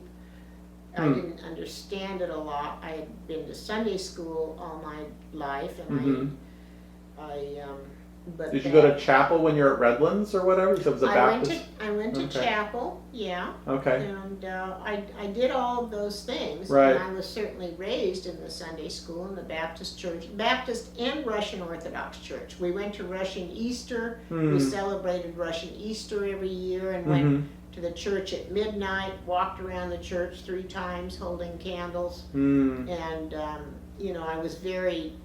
very much liked the ritual and the music at the Russian church, and we went there maybe once a month to the Russian church, and then the other 3 Sundays maybe to the Baptist church, something like that. But we were definitely a part of a congregation of Russian church as we were growing up in my family.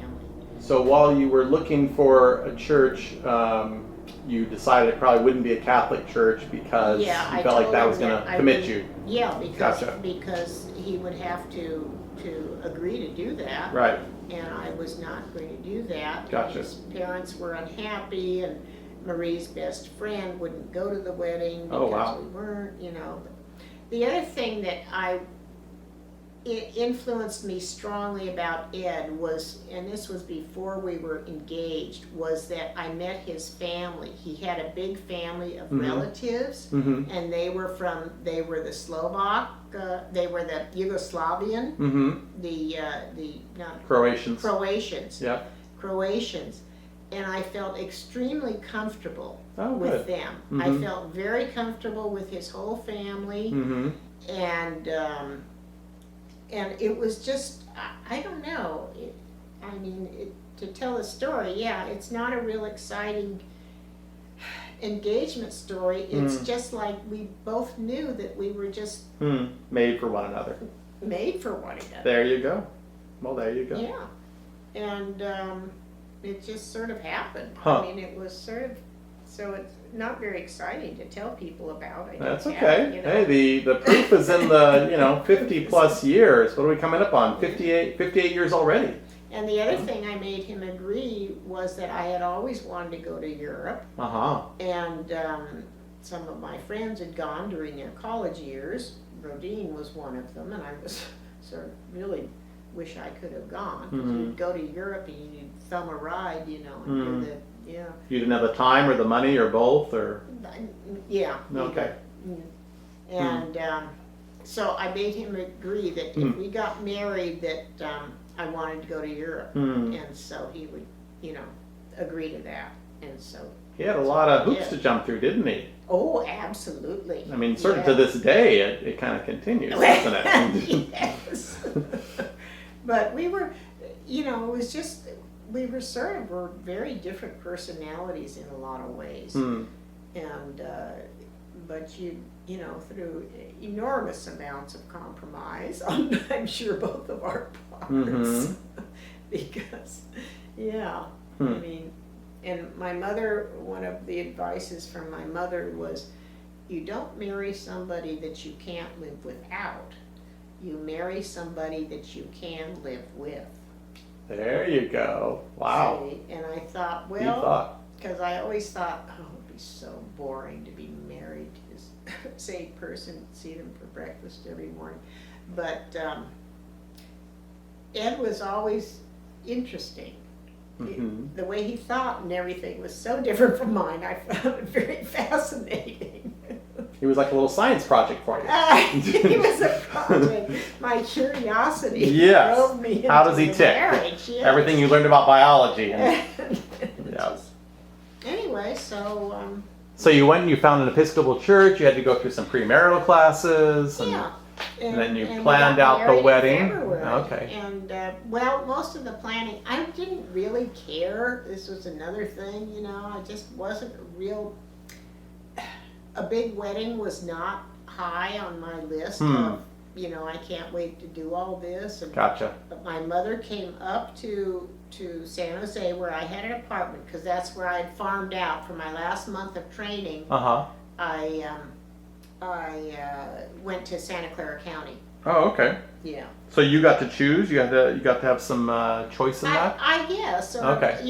I just had a connection there. So, Gotcha. Yeah. So I ended up in Santa Clara County, and I got myself an apartment there. Wow. And Ed would come over and visit there. And but yeah, he would drive up to San Francisco, to Berkeley. Yeah. Wow. To see me. And, You got married in February of and we '62. got married in February of '62. Okay. Yeah.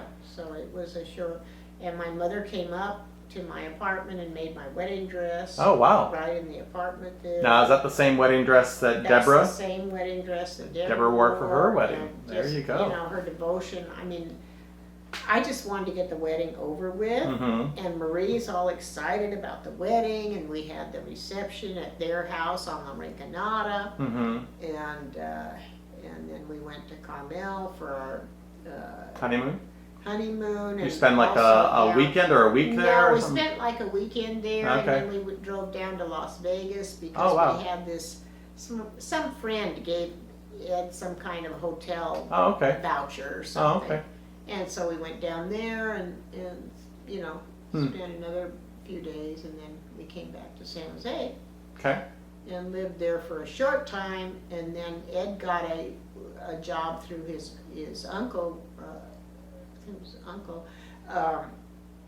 or cousin, at KGO TV as a stage, because Ed had gone to Pasadena Playhouse, and so he got a job as a stagehand or a stage manager at KGO Channel 7 in San Francisco. And I got a job at the San Francisco County Health Department. Okay. And I did a lot of tuberculosis work there also. So you guys were there, and I think we kind of heard some of this. You were there for 6 months to a year. Yeah. And then you went to Europe. Yeah. Okay. So Anything? I have to take a break. Yeah, we can do that. Well, we can. Alrighty, so we're a week later here. We wanted to kind of pick up where we left off. Last time we were speaking, we were talking about how you and Dad got married. You said you were in San Francisco for a bit. Yeah, for probably pretty close to a year, I think, in San Francisco. Okay. And we had been planning for this trip to Europe. That was, I don't know if I mentioned, that was one of the deals I told Ed that that was one of my dreams, was to go to Europe. And so I had a book that I bought, Europe on, was it $5 a day or $10 a day? And, or maybe $5 a day, and then with two of us it would be $10 a day. And we went to, anyway, so Ed, I saved my money from my job at the San Francisco County Health Department, or San Francisco City Health Department, and Ed used his money for our expenses and apartment rental, and as he says, he spent all his money. He enjoyed spending money, and does that continue to this day? I like to save. Well, even today, I do the books, and when we were first paying bills together, Ed liked to pay just the minimum payment on charge cards, so he'd have a little walking around money. And I said, no, this is not going to go well. So anyway, so I sort of pay all the bills. All the cards get paid within 30 days, and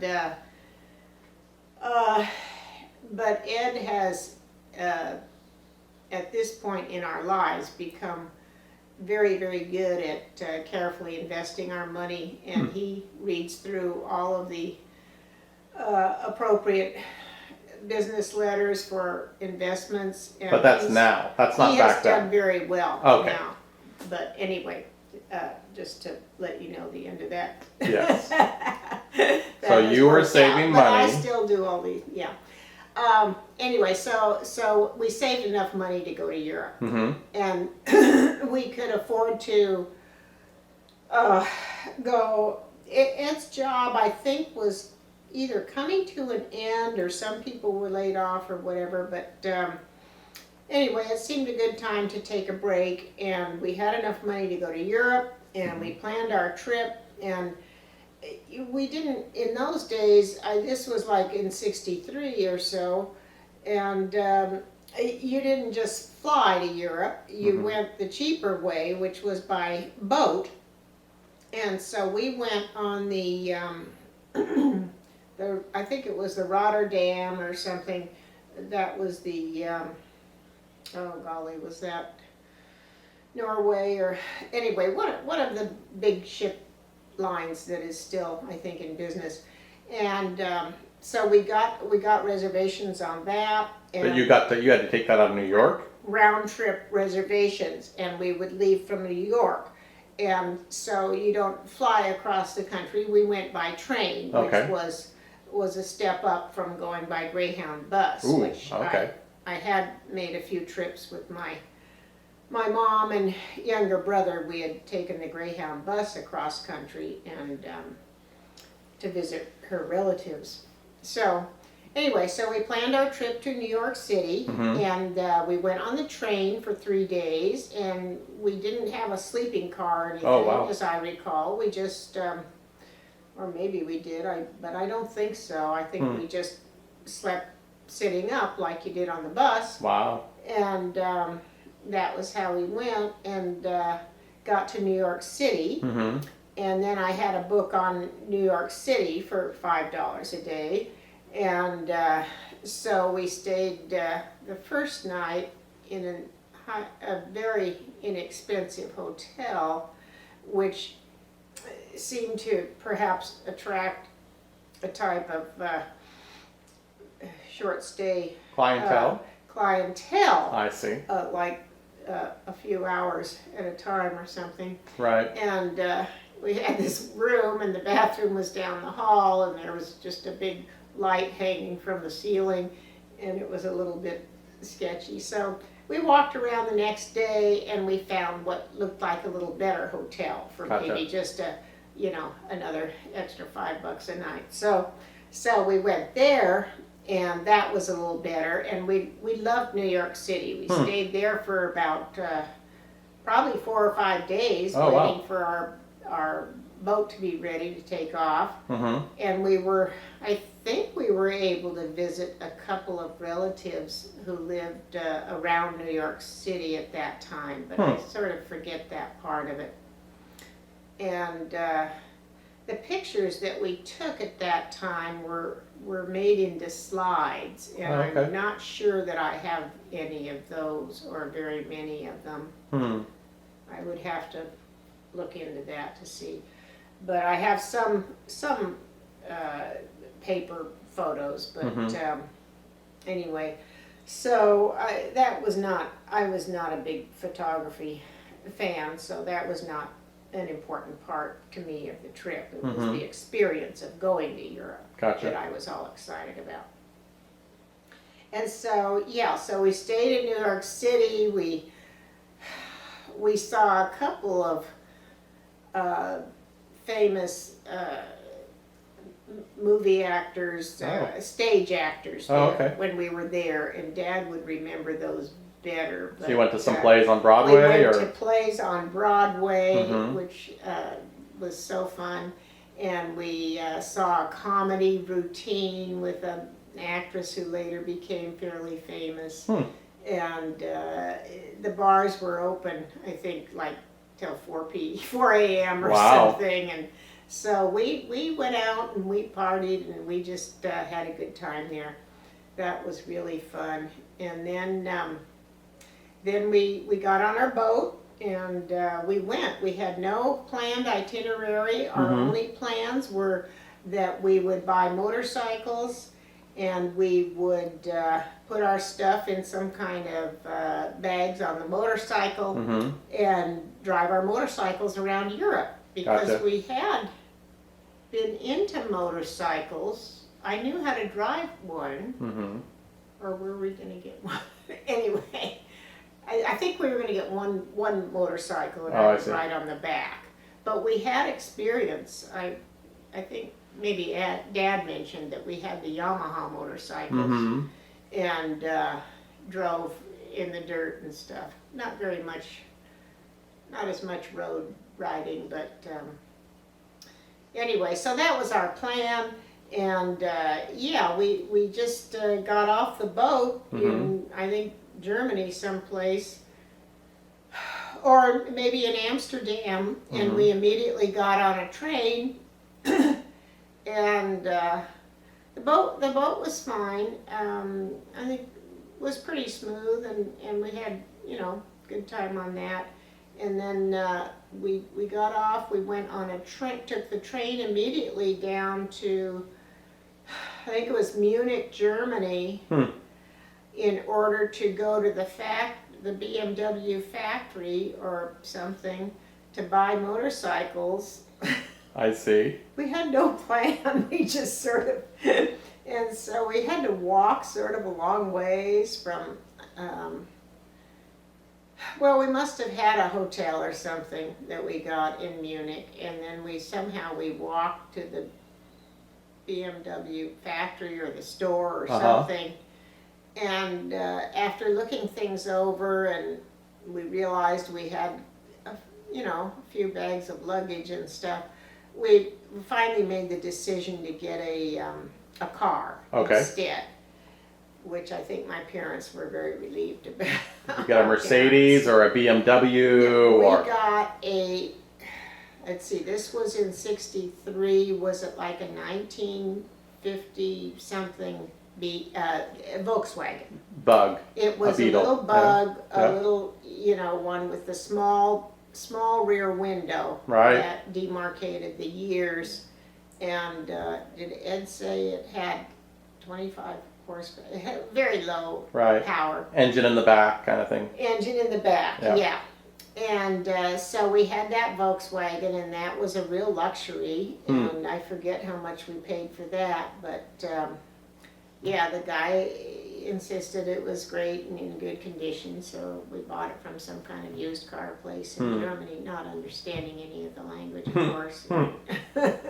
Somehow I did get international driving licenses, I guess, for us. Yeah.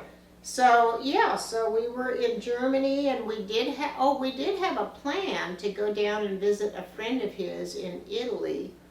So yeah, so then I would have to look up I do have a booklet that I wrote, because I would keep track of how much we would spend each day to make sure we stayed within our budget of $10 or $20 a day, I guess. And so we sort of focused on driving down to Italy to see Ed's friend. Okay. And we got down, we went over the Alps and got down to Italy, and his friend lived in Rome. Oh, okay. And so we went to Bud's house, and he had an apartment which was probably about 5 floors up or something. No elevators. Mm-hmm. And so we went there, and he had a lovely guest room. And we must have stayed with him for at least a week, if not 2 weeks. And we were having such a good time in Rome, and he was showing us all around. He was a bachelor, and he had a beautiful porch that looked out on the city and Wow. I think the Arc de Triomphe or something. No, that's France, but anyway, some landmarks there in Rome. And it was very nice there, and we enjoyed our stay very much. And I think we perhaps maybe overstayed our stay just a little bit, because he's finally had to suggest that maybe we would like to move on and see more of Europe. Right. And Check out the other countries. Right. Check out the other countries. And so we knew that we couldn't afford to stay in hotels all the time, so we went and purchased a bunch of camping equipment. Okay. And we got ourselves a 2-person tent, and I think we each had a sleeping bag. I guess you could zip them together if you were so inclined. And we had a little stove, a little kerosene stove that you put alcohol in it to start it, and then it had a kerosene base. And Ed knew how to work that somehow. And that was just like a single stove burner that we could heat up. And we got a little coffee pot, I guess, and we must have had a few dishes. And because I used to wash them at the campgrounds. And yeah, and so the camping was very affordable, maybe like $2 a night or something. And yeah, so we put all that stuff in the Volkswagen and said goodbye to Ed's friend and bought food and stuff, and then we went on our way. And yeah, I have an itinerary of where we went. Ed had other relatives in Yugoslavia, so we did have a couple of contacts there. Plus, I had my pen pal from high school, an Italian. I took French for 3 years in high school, and they used to encourage us to have pen pals that we would write letters to. And I had this gal in Italy who was also learning French. And so Adriana, and she and I, we just continued our correspondence. It got down to just, a letter, a Christmas letter in the end, but until, probably just 5 or 10 years ago, we continued, and then I haven't heard from her now for a few years. But, so we did have a few people that we could see. So we made our way. In Italy we went down to Venice. Ed probably told you about our renting the boat, because gondolas were too expensive. And so we rented a little motorboat, which Ed didn't know how to drive boats, and neither did I. But or any of the navigation rules or anything. Oh, I see. And we just went out and about wherever it was, somewhere in Venice, Uh-huh. and then came back, and we avoided the gondolas and stuff, and we came back, and we at one point parked in the wrong place. There was a Skull and Crossbones or something. We avoided that place. You parked to in the dock Pirates boat. parking lot or But, something? no, we parked in the tourist boat parking lot. Oh, I see. And we actually went to the island of something or other for the glass blowing. They had, Oh, wow. and they still have that glass blowing place today. And we went there and saw the factory, and we just went all around. I must have had a travel book that told us of some highlights. I see. And well, on the $5 a day thing, they suggested that you rent your own boat instead of taking the gondola. So we just went with these suggestions. That's great. Pretty bizarre. It was things that I would never do now, because I would be too. I would think of all the Things that could dangers go wrong. and Yes. things that we should be careful about, but we were carefree and young and we didn't know any better. So of course we did all these things because when you're young, you're immortal and you don't worry about stuff. There you go. We had no responsibilities, no children to take care of or anything, and it was just, yeah. So we did have a good time, and then we drove to Florence, Italy. We had both read the book on Michelangelo, the biographical novel of Michelangelo and about his statues and such. I see. And so we were very interested in that, and we went and saw the. Of course, in Rome, we saw Michelangelo's work there, and then we went to Florence and saw his work there. And then we went over to the other side of Italy. It would be the eastern side, I guess, from Rome, Okay. where my friend Adriana lived. She lived in a place called Firenze, I think it was Florence. But anyway, she lived in town over on the other side of Italy, and we went and visited her, and which we took you boys there. When we were in Rome. Adriana's house. Yeah. So we visited her for a few days, and actually she had a boyfriend. She wasn't married yet. And yeah.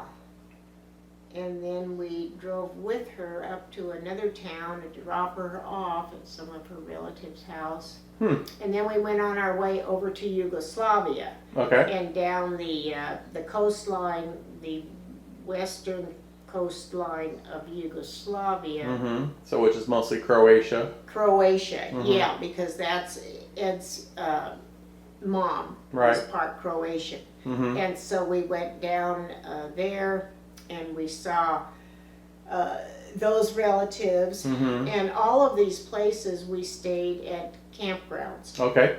And we Ed would put up the tent, we'd get that put up, and we would make our own coffee. You just put the coffee grounds in the water and boil it, and I don't know what the heck we ate, but we always ate something. Got some canned goods or something.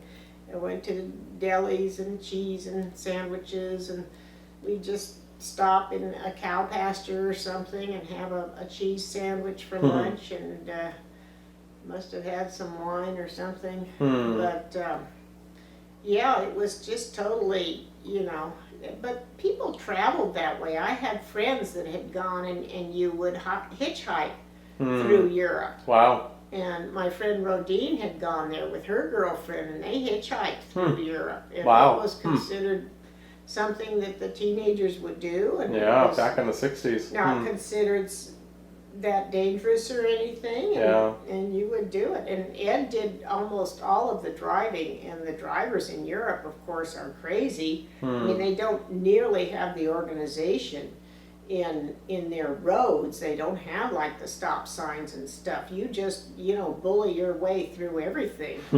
And even when I went to the bank, I remembered people didn't stand in lines and stuff. They would just all crowd to the window and just, whoever could inch his way in there first was the next one. Wow. It was funny. Just totally, a lot of things different. But, so we went to Yugoslavia. We saw Ed's relatives there, and they just treated us like royalty. And, So you were in Germany, Italy, Yugoslavia, any other? And then we were in Austria also, Vienna, Wien, and didn't go to any of the Eastern European countries, because you were there too, so you don't get the two trips mixed up. But anyway, then we went to France. From there, from Yugoslavia, we went over to France. That's the only place that anybody ever stole anything from our campground. They stole I had an iron, of all things, to iron clothes with. Wow. And somebody stole our iron. I'm sorry. And and that's the only time we ever got sick And there was a little bit of animosity that we could feel, and I think I noticed it the most in France, towards the German, because we had a German car. Oh, I see. And there was a little bit of, but then the French are sort of like that anyway. I see. But yeah, we went to Paris, and we got sort of cold, so we stayed in a hotel for a couple of nights. And doggone if somebody didn't break into our Volkswagen and really? stole my favorite, one of my favorite coats. Ed still remembers that coat. They stole that coat. They didn't steal all of our clothing, but they did take that coat, which was something I really liked. I had taken a couple of sort of dressy clothes there. I don't know what I thought we were going to do, but I didn't plan on camping. But anyway, and you didn't wear, I had skirts and stuff. You didn't wear jeans and tennis shoes that much, Oh, I see. Anyway, that was, and yeah, we did that, and we ended up going to, after France, we went to England. We didn't go over to Spain or Portugal. So then we went to England, and we decided to extend our stay. I think our return trip was open. We didn't have plans for a return trip. It was paid for, but we had to get a ticket. We had to get a reservation for it. I see. Somehow we got a return of that money after a big hassle, and we reserved tickets on a freighter boat that was going. Because Why did you do that? We wanted to take the Volkswagen I see. over to the U.S. in order to drive home from New York. I see. And, or actually Canada. The freighter took us to Canada and dropped us off, and we went over at the border in Vermont. But, Okay. yeah, so we found a freighter that would take our Volkswagen and us, and we enjoyed our time in England. I'm sure we went to some place there. About how long were you in Europe? 2 months or 3 months or? We went to New York City in end of April or beginning of May, and we came home and went from there to Europe, and then we came home I think in September. Oh wow. Okay. So yeah. Almost 5 months or something. Yeah. Yeah. And then we came home on that freighter. There were only, I think, us and 2 other guys from England were passengers. So there were 4 passengers. I was the only female on the boat. And it was I think a Norwegian boat, and we ate with the captain every night and had very good food there, and was very comfortable, very nice. They brought our car. We went into some harbor near in Canada, and then we stopped there and got the car off and went over the border in Canada and came down to Vermont and saw my Uncle Bob at that time. Oh, okay. Yeah, and then slowly made your way back. Actually my mother had flown out to Vermont to visit her mother in Vermont at that time. That was in the 60s, and I don't think my dad was there, but I'm pretty sure my mom was there. And we saw her and my grandma and and my aunt, grandma's sister. Yeah, and yeah, I think that's, yeah.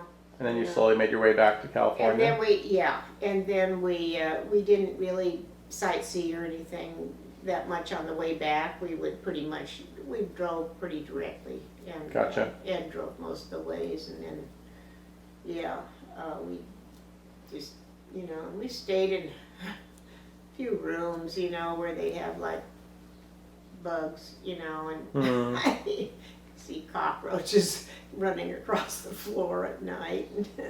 I mean, it's just sort of you take it in stride, you know. Yes. They weren't the classiest places. Yeah. Well, that was then. Like you Yeah. said, you were young and adventurous. Yes, yeah. But Okay. it's sort of ironic that I wanted to go to Europe so bad, and then after you went there, I ended up going to Europe almost every year for probably Oh, to meet up with us and to meet up or with the 10 grandkids. years. Yeah, that's true. Yeah.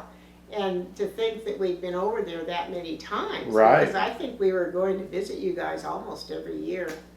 Yeah, I know mean, we went to yeah, I guess that's true. Uzbekistan 2 times. Yeah, I guess so. We did. Slovakia for the wedding. And we went to Slovakia even before you were married. Yeah. And we saw you in Austria, Yeah. I'm pretty sure too. And Yeah. I'm not sure if that was the same trip. Well, at one point, we took Todd correct. with us on one So that of was the before I trips. think I was even dating Mira. So Yeah. Yeah. So we went there even before. Yeah. And then, of course, back for the wedding. But yeah, we took Todd and we rented a car then. Yeah. And we drove you through, were and that's when we driving went us to go around. visit your pen pal in And we Italy. Visited Yeah. my friend in Italy. Yeah. Yeah. Hmm. I don't know where all we went. Hmm. I think on one of those trips we did go to Eastern Europe. We went to Maybe Budapest or something. yeah, Budapest. Yeah, Mm-hmm. yeah, Okay. yeah. That was interesting. Yeah, I should have gotten out. I think I have that written record of our trip No, that's okay. in Europe. So Anyway, so we got back from Europe. We Mhm. went down to we went up to San Jose. Uh-huh. And we saw my parents first, stayed there for a few days, and then they were in North Hollywood at that time Okay. still, and where I grew up. And then we went up to Los Gatos okay. and stayed with your parents, and ultimately rented the house that they owned, which was behind the store. Okay. Which was one of the little house that Ed grew up in Gotcha. before they got the large golf course place, La Rinconada. Right. So you were on Olive Avenue. Before they built that home. Hmm. Yeah, we were on Olive Avenue Hmm. at the house behind the store there. Hmm. So, yeah, we were there. So that was about 63, getting into 64. Mm-hmm. We stayed there, and we must have bought the Los Astos house. You were born in 65. Mm-hmm. So, okay, I was working, I think, at the health department. Yes, I know, I was working at the health department. I was pregnant with you. Hmm. I planned to stop working when you were born, but I worked up until probably a week before you were born. Wow. And then you were born in 65. We were still living on Olive Avenue when you Mhm. were born. And then we bought the house using the realtors that we still now have managing the store. Oh, really? Yeah. They were friends of Ed's parents. You mean the And, realtor is still alive? Yeah, Really? yeah. The realtor that she's- sold you the house in Los Astos is. She's the same age I am. Okay. She's the gal that does the books, and Terry, the property manager. Yeah. property manager, she does the accounting, and they work together, Oh, okay. and they're both in real estate, and I think they're both brokers, and Huh.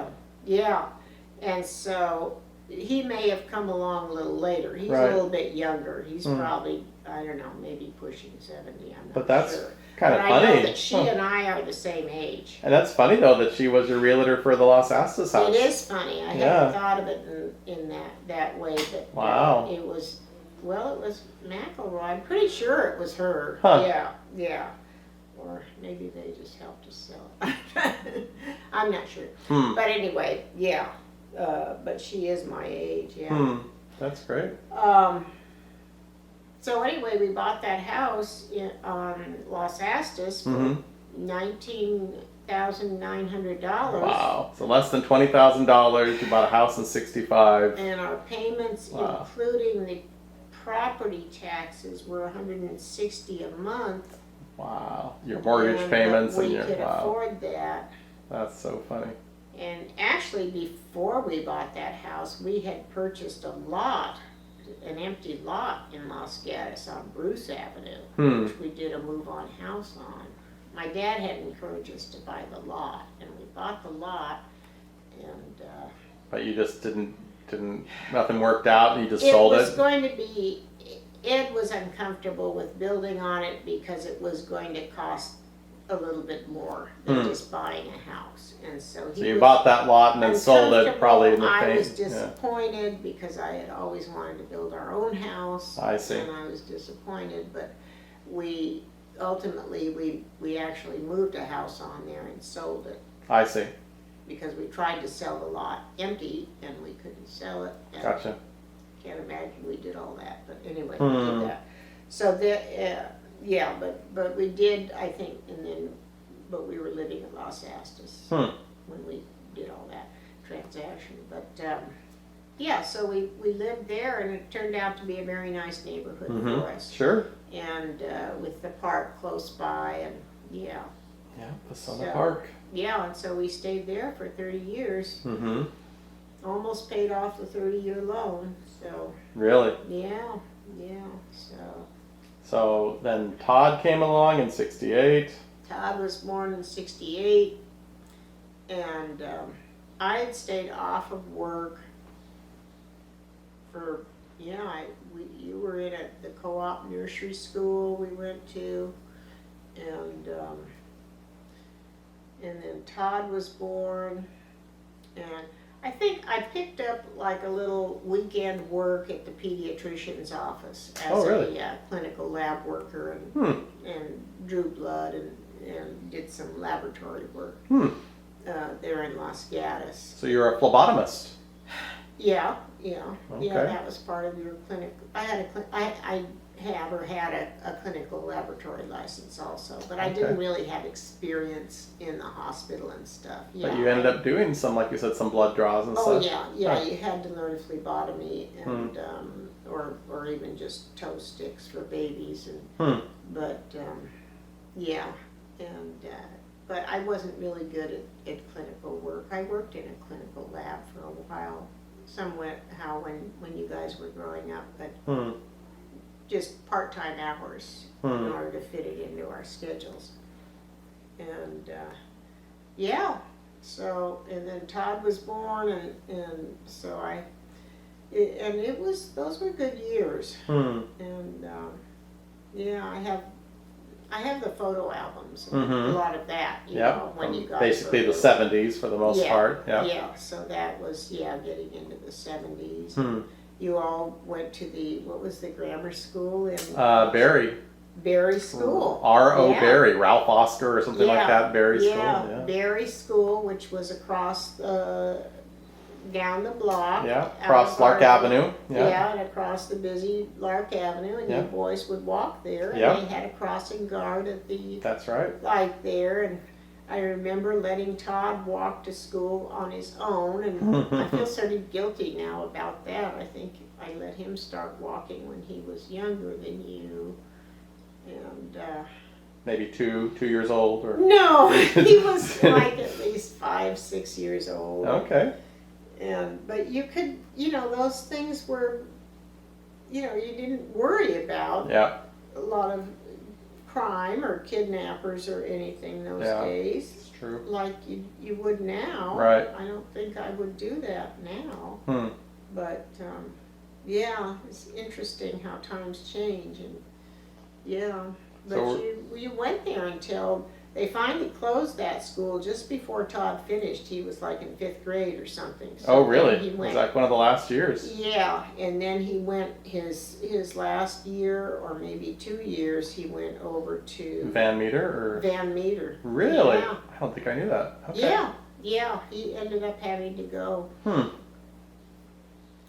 I'm pretty sure. Yeah. So if that's 6th grade, how old was he then? 12. He would ride his bike, because you rode your bike Sure. to Junior high school at Fisher. junior high. Yeah. We had to go through the park. Yeah. The satin jacket and the yellow bike were sort of That's sore right. spots We're not. of That's. your- It's not about my life It's and my not emotional about trauma. you. No, let's not go there. But So. well, we had the delis too, I think. Almost by then. Yeah, you got the deli later in the 70s. Yeah. Yeah, there were issues. You know, it was hard. First 25 years were sort of had some hard times. Hmm. Well, there was Ed's parents started to retire. There was another young man, David, who Ed's parents liked him very much, and he worked with them at the store. Mm-hmm. His family was a little bit scattered, and so it was like they sort of took him on because he started working at the store when he was younger. Hmm. And Ed and he were quite different personalities. But somehow he ended up being the best man in the wedding, didn't he? Yes, he was considered a close Family friend. family friend. I see. And then there became issues when Ed's parents changed the store a little bit to have a liquor department and a grocery store, and then there were discussions on them retiring. Mm-hmm. And meanwhile, David had a close friend, another male person, who was a close friend of his, and somehow they both got involved in arrangements with Ed's parents to purchase the house behind the store where we had rented for a while. Oh, really? And Ed's parents sold that house to them. So they ended up buying the house behind the store. Oh, I didn't know that. And Ed was didn't always get along with David or them as they became more Friendly? sort of taking things over more at the store. Right. And so ultimately, Ed's parents somehow sold the business, not the you don't sell the property, Right. but you sell the business of Gotcha. the grocery store. And meanwhile, there was a Safeway going in not too far away, so the larger grocery stores were taking over the mom and pop stores. Things were changing a lot. And Ed was put into a three-way partnership with David and Ray and Ed. And it was all legally done through lawyers and everything. But it was not something that Ed wanted to do. Gotcha. But it was either do that or nothing. Gotcha. And so that, you know, there were tensions there. Sure. And it was difficult. And Ed was not opposed to, you know, just saying goodbye to it all. And, but I knew that wasn't a good way to have family situations. So somehow we were able to keep our family situation together and put that to one side, but there were tensions because of that. And that ultimately led Dad to kind of leaving that business and opening up the deli. Is that Dad correct? ultimately left there. He went and worked at a couple of different stores. He went and worked at another grocery store. He worked at a liquor store. Okay. We did go through negotiations in order for him to leave the partnership, and we received a certain amount of money for that, which we used to purchase the deli business with. And so that money was gone for the deli business, and then we fixed the deli up, and I mean, Ed had never really been much of a cook or anything. But yeah, we. Well, it was about making sandwiches. I remember testing out the sandwiches, and you would make us sandwiches and test them out on Todd and I, and slicing the meat and everything, and it it turned out to be, you know, quite a positive thing in our lives. When you boys were growing up, I think Todd was about 12, you were getting to be 14 maybe. That sounds about right. Does it sound right? 1979. Yep. Oh yeah, it was 79 to 89. 79 to 89. 78. Oh, it 78. was 78 when my dad died Okay. to 89 when my mom died. Oh, I see. That's how I remembered it. Yeah, it was 1978. So that was, you were born in 65. Yeah. So Yeah, I think I was just finishing up 6th grade when I heard of your, because I think my 6th grade teacher told me about your dad's passing. I think I remember that in my head. really, Yeah. I think I remember that one day my 6th grade teacher took me outside and said, "Hey, I have some sad news for you. I think your or maybe he had, after he had heard, he just wanted me to know that, hey, if I needed someone to talk to, oh, okay, Mr. Parker." Yeah. yeah, oh, for So heaven's 6th sakes, grade, yeah. and then your mom lived through, I think, my first year, or after finishing 'Cause college. it was Yeah. 11 years later that Yeah. she lived for another 11 years. Yeah. So 78 then, you were how old? 65 to Yeah, I was 75 about- is 10, Yeah. and 11, 12, 13. Yeah, it's about 13. Yeah, yeah. And so Todd was 3 years younger. So Todd was 10. he was about 10. And that's when we bought the deli, Yeah. and yeah. And we did that all on our own, and we did get into arrears. We did have to borrow a little bit of money from Ed's parents at one time, which they reluctantly agreed to loan us, and we paid that back. And you know, I had to get a loan from the bank or something. They made me cut up my credit cards. It was awful. Wow. But yeah, and but then I started working, I think as soon as Todd got into like junior high, and by then you were well into high school, Mm-hmm. I got a job at a research lab Mm-hmm. and was able to finagle my hours a little bit so that I wasn't gone a full 8 hours a day. I was We trying were to be latchkey home. children. I tried to be home when you guys got home from school. Yeah. And then after you graduated from high school, Mm-hmm. and you both did very well in school, and I was very pleased with that, and you were good children, and you know, I felt like the teenage years went quite smoothly. Mm-hmm. There were a few incidents, but Okay. We forgave you. which I had a lot to learn as far as raising children, Well, we all do. and Yep. I didn't have a lot of experience in babysitting or anything, and so I just loved science so much. I wasn't real. Okay, you did great. You did great Anyway, raising us. I did the best I could. You did a great job. But it's only by God's grace that you boys grew up to be such fine young men, and it's actually Greg that led me more deeply into my relationship with the Lord, and my mom too, and but that's a whole nother story. But Well, we're going to get to that topic. Now, I wanted to ask, was there any memorable family vacation for you when we were kids growing up that maybe stood out to you? absolutely, yeah. We used to go camping, and it's hard to believe now, but for me anyway, as I adjust to our older age. But I mean, Ed was a great camper. He brought home this great big multicolored tent. Yes, I think I remember that circus on the tent. top of his car. Oh, okay. Somehow he balanced it or roped it to that. He Yeah. chose it, I think, all by himself. And he got us a big family tent. Mhm, I remember had our that. sleeping bags. We had a Coleman stove. Yep. The big 2-burner stove. Yes, fancy, And fancy. I used to plan the meals, and I don't know, Yeah. I cooked all sorts of stuff and brought it in the cooler, and Yep.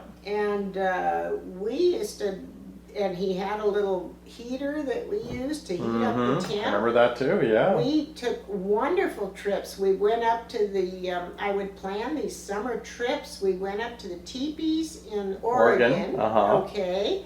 And we have pictures of that. And Yeah. we stayed in this cement Yes. round floor Yep. with the teepee tent. It And felt it like was there at- was as much room as is in this living room here. It was but quite large. It was a large thing. It Quite wasn't just some large. little one-person No. teepee. It was like No, it was you a could family sleep. size. Yeah, easily. 4, But 5, 6 all people. of these places, they have the restrooms outdoors, and you go at night. Well, you didn't have to go at night then. So Yeah, not like now. Yeah. Yes, you don't have to visit repeatedly back then. But we did, and Yeah. we did our showers, Yeah. and stuff, And it was sort of at an Indian reservation type place, and they Yeah. had a great big swimming pool. Mm. Remember that? So that was one trip. I think we went to Yosemite at least a couple Or Yellowstone. times. We absolutely went to Yellowstone, Yeah. and that was a wonderful trip, seeing the hot springs in Yes. Yellowstone and the Old Faithful. Old Faithful. Yeah. And then we went to Arizona, and where did we go? Oh, the Grand Canyon. Okay, yes. We went to and Dad. There is a photograph. Can you describe the photograph for me and tell me why it is? And there were these outlook places to see the Grand Canyon, and so the whole family, we went there, and suddenly we looked for Ed, and he was like down on all fours and crawling around. Why was he on all fours? Because he has a fear of heights. Right. So he would not come up to the edge of the canyon. He would not come to the edge, and he was, yeah. So you want to take a picture of at least the three boys. Yes. And to not have Dad look bad. Yeah. Of us standing next to our father on his all fours, what did we have to do?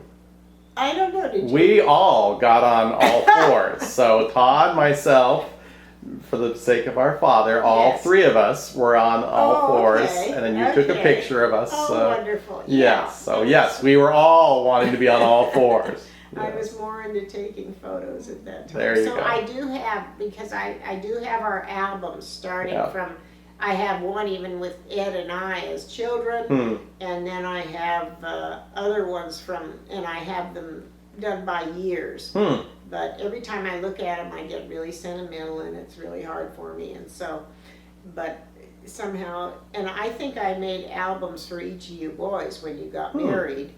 But I don't know where those are now. But anyway, you boys will have to fight over the albums. Yes, there will be lots of fighting, I'm sure. That would be special. And and we went to so we went to Arizona to see the Grand Canyon, and we did other camping trips. We would go even just for a weekend, just close by Los Gatos for a couple of nights.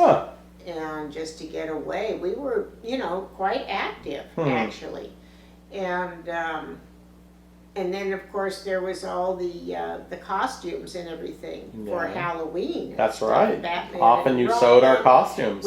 I would make the costumes, and you boys would wear those, and I would go and buy any undershirts or t-shirts or something that we needed with them, but I would make the capes. I remember that. And we still have some of those things up in the costume because you boys really enjoyed Halloween.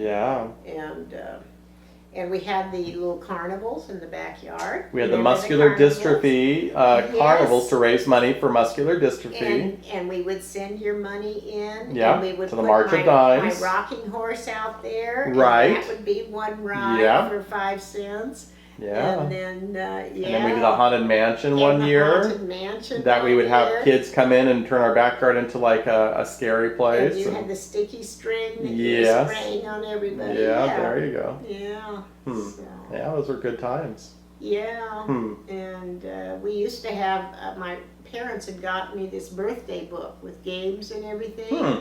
And so we would have these birthday parties and play games and how to decorate for them and all of that. And we used to do that for your birthdays and have these parties with the little neighborhood kids. We had quite a neighborhood of kids. We did. At Los Astos growing up. Craig and well, we had the Harrises. We had Lee or Don Harris and Deborah Harris, and then we had Charlie Young, my friend, and the Sorensens and the Sorensens. Yeah. And we had who was down the other way? Deborah Herring.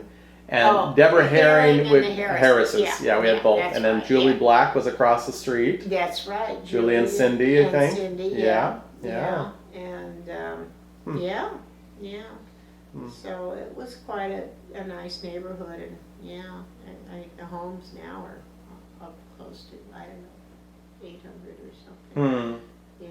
700, 800. Okay. And and so I did a lot of redecorating and stuff in the house. I used to paint the whole interior. You were very of the house. industrious. and always had a project going. Yep. put And you did a lot of the repairs wallpaper. and Yeah, you I make always Christmas liked to do that. ornaments and Oh, we made the homemade Christmas the ornaments, little which we clothespin, still have the today. clothespin Christmas The ornaments. clothespins one, my Yep. mother gave me that and Todd was interested, and Yep. we started that like in January. Yeah. And made those all year long, and then we made I got 2 or 3 other sets of little ones that we could make, and I had those, so now I just put all the handmade ornaments on the tree, and that's all we use now. Yeah. So. Well, I did the topic that you just lightly touched on, I wanted to bring up the whole, how you would say faith played a role in your life, and you can, go with that wherever you'd like. Yeah, well, the whole subject of faith, Ed grew up as a Catholic, Mm-hmm. and I did not agree to raising the children as Catholic, and that was quite a demarcation, or quite a separate religion back in the 60s. I know Nick was going with a Catholic girl, but my dad was very much against him marrying her because in those days it was very strong that you would, if you did marry into a Catholic family, that you would raise your children as Catholic. Gotcha. And I knew that was something that I did not want to do, even though I didn't have a lot of understanding of the differences between the Catholic. And you said your father was against you? My father was against Nick I see. marrying a Catholic. Gotcha. But when it came to me Mm-hmm. marrying a Catholic, because Ed was not what you would call a strong Catholic, we did go to some services at Christmas and Easter and such, but I think his parents went every Sunday. Ed, had a respect and belief in God, but he did not carefully keep a lot of the Catholic rituals, which were like eating fish on Friday. I see. And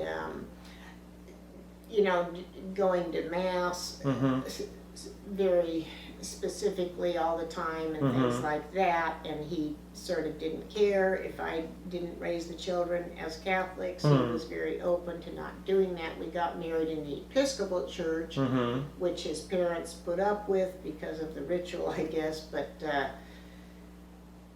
I remember distinctly one of Marie's close friends refusing to attend the service because it wasn't in the Catholic Church and didn't feel she should go there. But all of Ed's relatives were very gracious about it. They all loved me and were very kind. He had a huge group of cousins and aunts and uncles, and they were all very, very friendly. They were all very European, and I loved that. I felt comfortable with that from a Russian. I was brought up in the Baptist Church and the Russian Orthodox Church, and so we would go to both, and so I was, and I still to this day like the ritual of the Russian Church, and some of those things. We still celebrate Russian Easter with the Pascha and the Kulich. Yeah, that's true, we do. But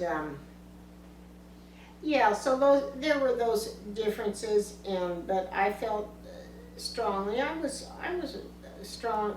Went to Sunday school every Sunday. My parents brought me up, and I have a very strong spiritual relationship in my examples, in my grandmother, my mom's mother, and my parents both. They had a great respect for the Lord, and we would acknowledge God and the Lord in our daily lives. And I was brought up there. I used to be one of the leaders at Sunday school when I was 16. I got baptized in the Baptist church when I was about 15 or 16, and then went to the youth group, and just thought the youth pastor was great, but then found out he had a girlfriend. That was but anyway, so yeah, that's how I was brought up, and I was determined that my children also would go to Sunday school, and I would go church hunting, when I lived in San Jose, and trying to find some place with a good children's program, and yet also, but they were all Protestant churches, I think, except for the Unitarian church I went to one time when you were just a baby. we can edit that out. But we can edit that out. Yeah, that didn't appeal to me. And we ended up going, I think, to a Methodist church. Yep. Ed did not attend church with us that I recall during those years. I think he may have gone with us maybe on Easter or Christmas or something, or maybe we all went to his church on Christmas. I don't know, but he just didn't go with us. And part of the reason is that sometimes he had to work on Sundays. Oh, I see. At the either at the market or at the deli business. I don't know. I don't know that we were closed on Sundays. I don't remember. Yeah. I don't remember. Yeah. But so a lot of that was that he had to work. Gotcha. And so it was up to me, and I definitely wanted you raised as Protestant Christians. And so we did go to church, I think, fairly often. And then it got to be where, by then you when was 80? Anyway, I went on a trip with my mom in about 85. Okay. So how old were you kids in 85? I was just in high 20? school. No, I was just in high school. Well, 65 to 75. Sorry, you're right. I'm sorry, you're right. You're right. I was at college. Yeah, I got mixed up myself. Yeah. I was like second year or first year in college. 17. Sure. Probably going to Cal Poly. I went on a trip back east with my mom to one of the relatives' weddings. We went together. I rented a car, and I just remember her talking, and she was asking me questions about my faith, and she asked me, who was Jesus Christ. Wow. And I said, well, everybody knows he's the Son of God. And I got sort of irritated with her and told her I didn't want to talk about it anymore because I didn't feel like I was really, I didn't know what to say. I wasn't interested. I didn't, And so, but that question stuck with me. That was just one offhand question. And, that's interesting. Yeah. And then at that same time, but that doesn't make sense, does it? Because if you were 20, you were in college, but you weren't associated with the youth group so much. Well, I remember you going to the youth group in high school. You and Kirk. Yep. That started in 1980. So yeah. Okay, so that was in 1980, and you were still in high school. Right. You boys wanted to go to this youth group thing. That's right. And so I went there. I called the church and talked to them and wanted to know just what was going on. That's right. With this group. I wanted to know what they taught and whether they were checking the parking lot to making sure that the kids were not just sitting in their cars making out or something. Oh, I see. But actually, or do you remember the name of our youth pastor that kind of threw you off? Yeah, what was his The name of our youth pastor was, and it was a man. Yeah. Kim Dowd. Yes, Kim Dowd. Yes. Yeah. And then he invited me, said I could attend one time. There you go. And I did attend to see what you guys would do there because I didn't want you just going off to some cult group or something. Right. I knew that there were, no matter what church it was, and this is still true today, but there can be groups that start up and get the kids all riled up, and youth groups and stuff, and they can be a little more on the fringe. Totally on the wrong track or on the fringe and stuff. And so I did attend to see what it was all about, what you would do. I was a little bit worried when Kim Dowd was talking about the kids and their relationships with their parents or something. Maybe, Kim Dowd might have been a little bit young to be addressing, those young youth pastors. And emphasizing respect in you, because I grew up in an authoritative household. Okay. My dad was Russian. Mm-hmm. He was born in Europe. Mm-hmm. He didn't see his dad that much as he was growing up, but Mhm. his sisters were very, everything was very authoritative. Mm-hmm. Mira will understand that, I but see. it was an authoritative upbringing. Mm-hmm. And still to this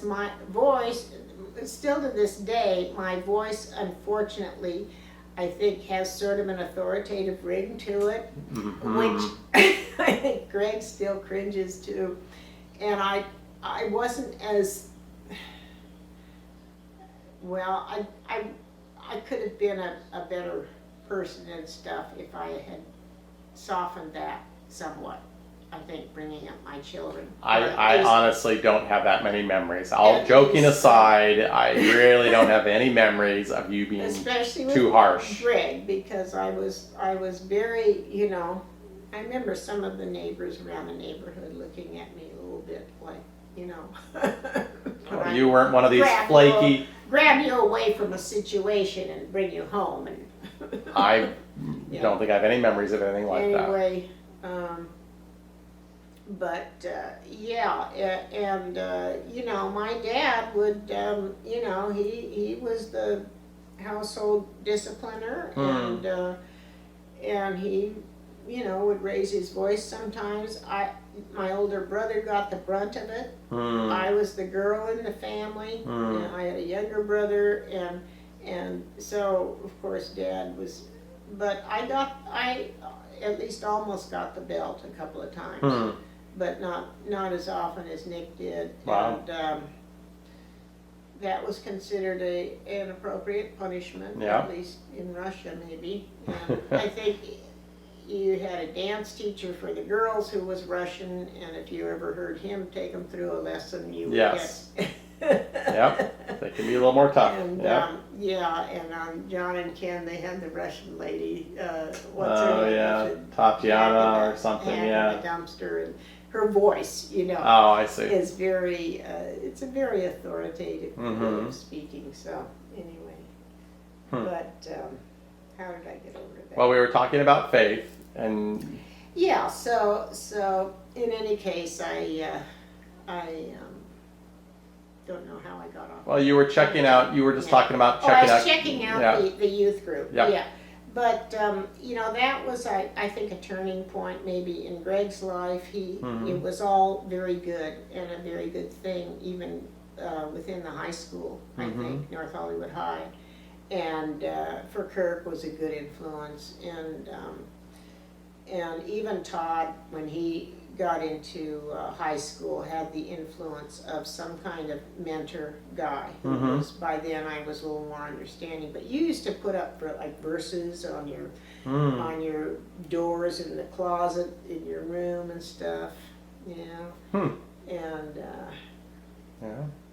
and we had Charlotte as a babysitter. This I think that was before we were in high school. Yeah, that was a long time. I just remember her Yeah. and her and her sister as being strong Christians. Oh, really? Even though I didn't understand it all. I think she had been married to a pastor or something. Oh, interesting. And I'm sure she's one of the ladies who used to pray for me. Hmm. Kind. But, and I know my mom prayed for me to have a better understanding, but then it was Greg ultimately who, somewhere around, it could have started earlier, but I started I went to the Evangelism Explosion class. Which at was the about Baptist how to church. share the gospel with Yeah, people. how to share the gospel. Yeah. And we actually went door to door and stuff and did that whole thing. And that was interesting to me. But I still didn't really have a good understanding, I don't think. And so it took about a year or so, and probably with seeds planted before that. And then Greg mentioned to me that maybe I should try one of the Bible studies with the women. Possibly. And and so I did that, and I remember those women they were older, most of them, but they were very nice to me. But I'm sure I came out with. I was reading Shirley MacLaine's book about One is God. You dabbled with the New Age movement for a very short season. I looked into a lot of different things, but I'm sure I blurted out with a lot of things, and they would sort of look and were very nice about it. So then at some point you moved over to the Bible Study Fellowship? Then one girl at Baptist Church had mentioned to me about Bible Study Fellowship. And then one other person, I don't know I think it was maybe you or somebody else had mentioned about this very structured study called Bible Study Fellowship. And somehow I found where it was in San Jose, and I started going to that. Wow. I started going to that. Yeah. And that was a wonderful, I liked the structure of it and the depth of it. And that's when I started going there in '89. So this was a process. It was a process. Yeah. To this day, but and I was able to call my mother before she died and tell her I finally know. Wow. So that must have been early '89. Wow. Yeah, who Jesus Christ is. But your mom really was a woman of strong faith. I can remember her teaching me when I was like in 4th grade. If I could memorize the 10 Commandments, she would get me a $6 million lunchbox or something like that. So I had to hold a carrot out there, but I do remember her being a very strong person of faith. Yeah. So that must have been great for her to hear that you had kind of made a rededication of your life. So it started with that offhand question and me getting sort of irritated. But and it's a process of about 4 or 5 years. But so that was in '89 that I started in Bible Study Fellowship with my friend Carol Kraut. I was in her class, and by the next year or two, I became a small group leader in the classes, and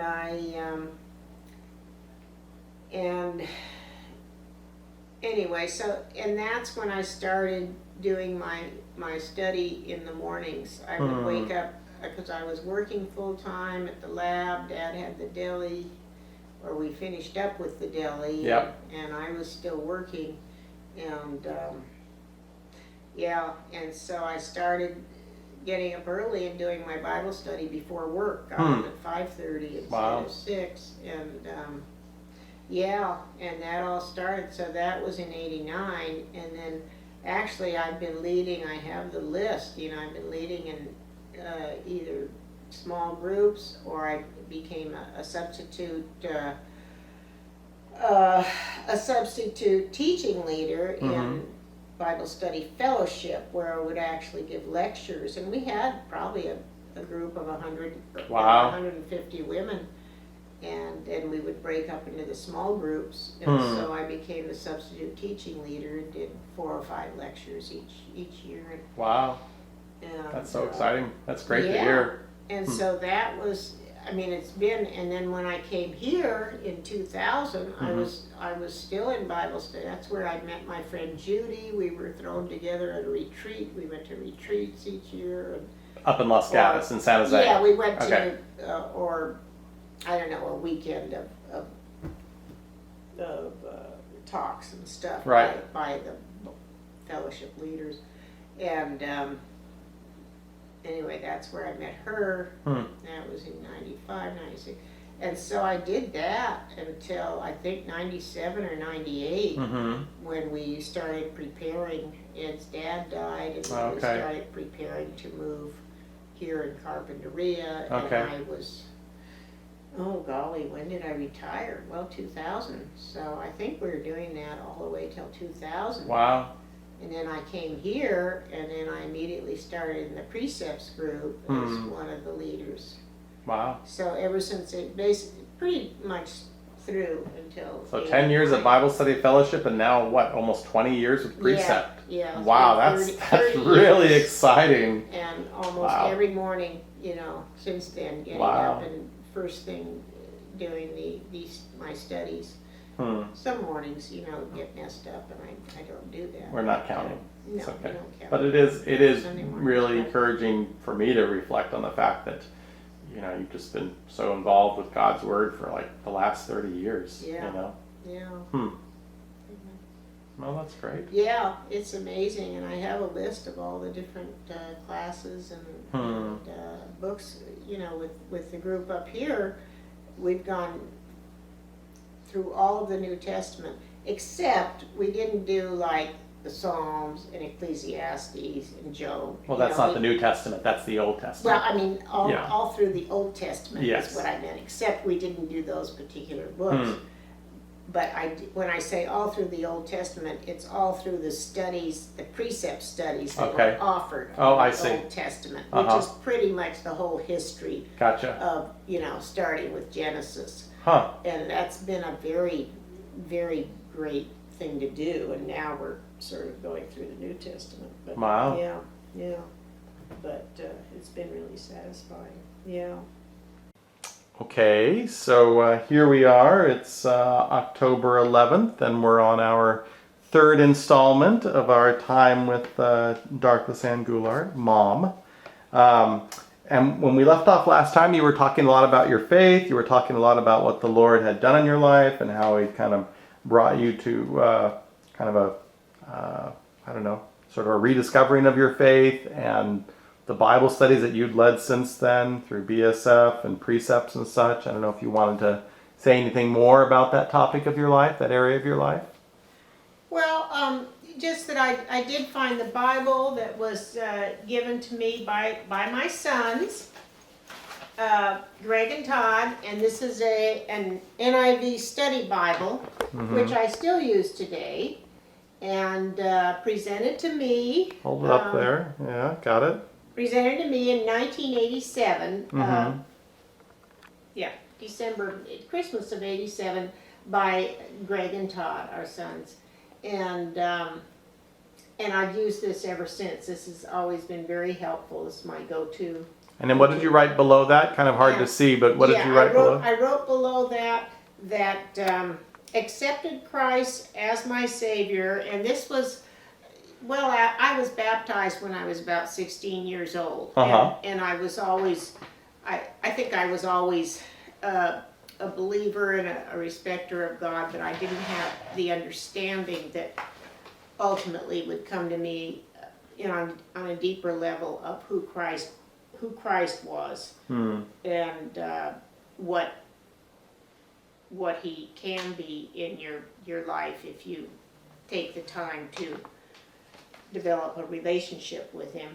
And so I would call that my true rebirth, that it started in about the fall of 1986. And I was urged by two or three different people to go to particular Bible studies. I started Bible Study Fellowship in 1988. And then I have a list too of all of the classes and training and things that I've done since 1988, starting in 1988 with the BSF classes. And I still have a friendship with that leader in my first group. She's the gal that I went hiking with. What was her name again? Carol Crouch, yeah. Okay. Gal I went hiking with. That's where I met my dear friend Judy, Judy Geis, who now lives up in Oregon. And we're still have a closeness today. Yeah, and so these are all the classes, and since 1988 until this year, that I've been in some kind of study, involved in some kind of study. 32 years, huh? Yeah. Wow, that's really exciting. Years, so that's, yeah. And, yeah, so that of course, I would say is probably a highlight, or one of the most, it's probably the most meaningful thing in my life. And Ed says he noticed a difference in me and my personality and the way I lived and everything as I was going to those studies. Wow. And he started going to church with me, and ever since then, of course, by then the children were, in 1988, Greg was finishing up college. Yeah. Greg was finishing up college, Mm-hmm. and Todd was 3 years behind. Mm-hmm. Todd was in college also. Mm-hmm. And you know, time is somewhat a factor. You begin to, and you're changing your focus from your family and children. And I started the jazzercise exercise somewhere around there, somewhat before that, a couple of years, and became very interested in fitness because fitness and exercise were not emphasized whatsoever when we went to school. It was just sort of, not many girls were encouraged to do a lot of sports. Oh, I see. And sports were something that we tried. Gym class was something we sort of tried to avoid. And Oh, gotcha. just never encouraged. I think I would have really enjoyed sports if they had been encouraged like they are now for girls. But anyway, so yeah, that was a time of life changing, and the focus, like I say, was changing from family. 1988, I think, is the year that Greg left for mission school. Yeah. mission school. Yeah. And that was another, I would say, a very difficult thing for me. Mm-hmm. Because, and I was crying in church when we were singing Christ Like a River or something. I remember I was at some retreat with Judy up in the Santa Cruz Hills there at that retreat up there, and I just remember having that realization that Greg was leaving, because when he was down going to school in Santa Barbara, I would see him, you know, fairly frequently still, because my mom was still down here, and my mom was still alive. She was. In 88. Yeah. And so I would come down to see her and see Greg at the same time. So those were big changes, and just, first of all, just not even having a great understanding of why or what Greg was doing as a missionary and how he was going to support himself and go into a career. And so were you a big supporter of Greg going off overseas? It was sort of like your dream. Are you talking about monetary support? Yeah, there you go. I forget if we gave you any, but I didn't know what the whole mission thing was about. And Greg seemed just hell-bent. Oh, hell-bent. On doing this. Quite the descriptor. And he got ready to go off to the Midwest there for his training. Yeah, out in the Chicago area. Yeah, Chicago area. And I just remember, I guess, taking him to the airport, and he is wearing go-aheads and shorts on the airplane. I mean, we didn't dress like that, especially for airplane travel. And I thought, oh my goodness, what are they going to think of him when he gets off the plane? I mean, it was summertime, I guess, but wow. Anyway, so that was another big turning point. And then people were asking me, like at work and everything, like, oh, what's your son doing now that he's graduated from college? And I'm like, well, he's becoming a missionary. And it was just a whole new thing to try to explain and to people. And then, and I was a little bit upset because Greg was like leaving me, of course, and who's important. He was leaving, you know, like he wanted to just go away from us like that. It was upsetting.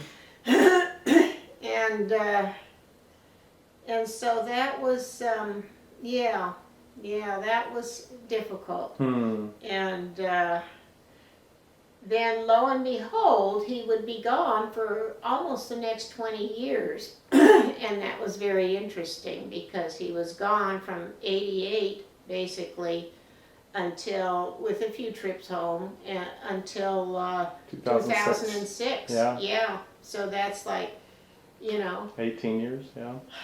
Not ever thinking. So that's like this big circle of not ever thinking that, or knowing if he would ever come back. And then wouldn't you know that the Lord has him come back and live right next door to us, much to his delight. From halfway around the world to about 20 feet. Yes. Well. And when I look back on those years, and what a highlight. Here I was so determined, I was so much wanted to go to Europe before we had children, Ed and I, which we did. And then we went to Europe so many times, and we even went to the Middle East, to Uzbekistan. Central Asia. Yeah. Central Asia. Yeah. And of course we went through New York City and the East Coast while we were going to Europe, and we had the most wonderful vacations and times, and it's hard to think that we even did all that now because we don't travel anywhere near so much now, but and that was a real gift. And then that whole weird thing about, like, my dad comes over here from Russia, from Moscow, in about 1910 in order to escape the communists coming over there. And then, was it in 1989 that the wall came down? Yes. Yeah. And then Greg goes back to Europe, and he's there at the, weren't you in Berlin? I was, yeah. At the wall at the time that the wall came down. Yeah. And I think President Reagan, That's right. Yeah. Tear down that wall. Yeah, Gorbachev, yes. Yeah. And that whole big circle, and seeing that from now at 81 years old, how we just don't know what God has in mind. And that was like a whole circle. And of course, in addition to that, of Greg marrying somebody from the Eastern Bloc, which had been under communism. And communism was a big scare, and my generation. You lived through the Cold War. Yeah. Oh yeah, we were hiding under our desks to get away from the atomic bomb effects, and a lot of good that would have done. And here your daughter-in-law's making those bombs. Yeah, no, not really. And then to have that whole situation in our lives, which is such a joy for us. So she's familiar with, like, the Russian Orthodox Church. She's familiar with our Easter things that we make, and some of the other foods that I'm so fond of, the cabbage foods and the borscht soup and the pidorshki and things like that. So just to see how all that sort of came a full circle is still very strange to me. Yeah. Interesting. And the other highlights, if we're going into highlights of my life, of course, I think looking now, my marriage is one of the greatest highlights in my life, because as different as Ed and I are, and to see now it'll be 58 years, or will it be 59? Let's see, it's a good question. Anyway, we were married in 62, so right. Yeah. You're at 58 years right now. Yeah. 58 years now? Yes. And then it'll be 59 Correct. In February? In February it'll be 59 years. Oh, yeah. Okay, I was thinking, okay, yeah. Well. Yeah. Yeah, that's right, in 2021, yeah. So, I just see the joys of a long marriage, and that was what you did. You married and you stayed married. You didn't just get board or go through the hard times, and there were many difficult times, and I won't go into detail about those, but Fair to say, your husband's a patient man. Can we say that much? He's a forgiving and patient man. and he has well, Persevered with you. The Lord has taught me a lot of patience. And, but somehow we muddled through and got through some really difficult things with Ed's job and with illnesses and with just a lot of things that we've had to deal with that it would have been nice if we hadn't had to deal with difficult things, but nobody's going to avoid them. Yeah. And I mean, it's a cliche, but would you say the difficult times made your marriage that much stronger? Do you think that's fair to say? Yes, because I saw strengths in my husband when I was falling apart, and that if he hadn't been the strong one there, I don't know what I would have done. But you get tired, and sometimes it's sort of boring, or sometimes you wish for this or you wish for that, and but it's the rewards are so much greater in learning how to compromise and learning what love really is. And from the description in the Bible, they're all the patient and kind and slow to anger, and to realize that there is no green grass over on the other side there, because everybody has a lot of baggage they're carrying around that you're only going to find out about when you live with them or have a closer relationship, and then you find out, oh, instead of having to deal with that, I'm going to have to deal with this, and it's no more fun. So, but we've had many good times together, and I think we both appreciate the fact that we've been able to enjoy each other and still have good times and closeness, and even at this point in our lives. So I'm very, very thankful for that the Lord has given us all of that, and just the way our parents passed away, and we were able to handle all of that, and I'm very thankful for Todd, for Greg and Todd in their marriages, that they they each have 3 wonderful children, and there's hard times, and I know Greg has had hard times. I didn't see him for almost 20 years, and I know Todd had hard times, and his sons are just becoming teenagers. Carson's going to be a teenager next week, and that's right. And Nick and Bradley's got 3 teenagers. Bradley's just starting college this month, or this last month, right? Yeah. And Nick is in his senior year. He'll be graduating next spring, and but I'm just thankful. The Lord has blessed me with 2 sons, and they're each have been able to work and support their families, and allow their wives to raise their children, and well, we're blessed to have parents that modeled a lot of those qualities for us. Well, it's true. It's very true. You guys were faithful. Like you said, you had a marriage that stood the test of time, and you were both hard workers, and did your very best by both of us. So. And that was modeled for me by my parents, and like Ed's family. When I met them, I think I mentioned I was very impressed, and they were all. I mean, you didn't get divorced and flit around and find the next one and the next one and the next one, and it's hard when you have the step families, and I hear these, and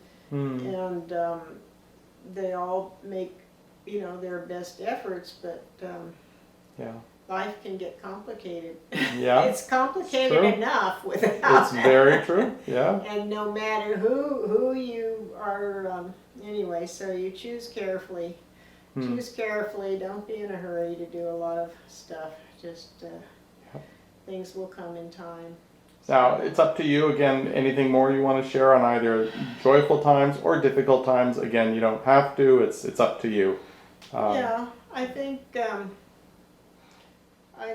it's my joyful times were when Greg got married and Todd got married and my daughter-in-laws and I appreciate them so much and how much they do for their families and children and our sons and so I see those things and the difficult things have sort of faded and occasionally crop their heads up again here and there. Yeah. I still have certain sometimes anxieties or concerns. Sure. But, I know that the Lord has taken care of us so far and will continue to do so. Right.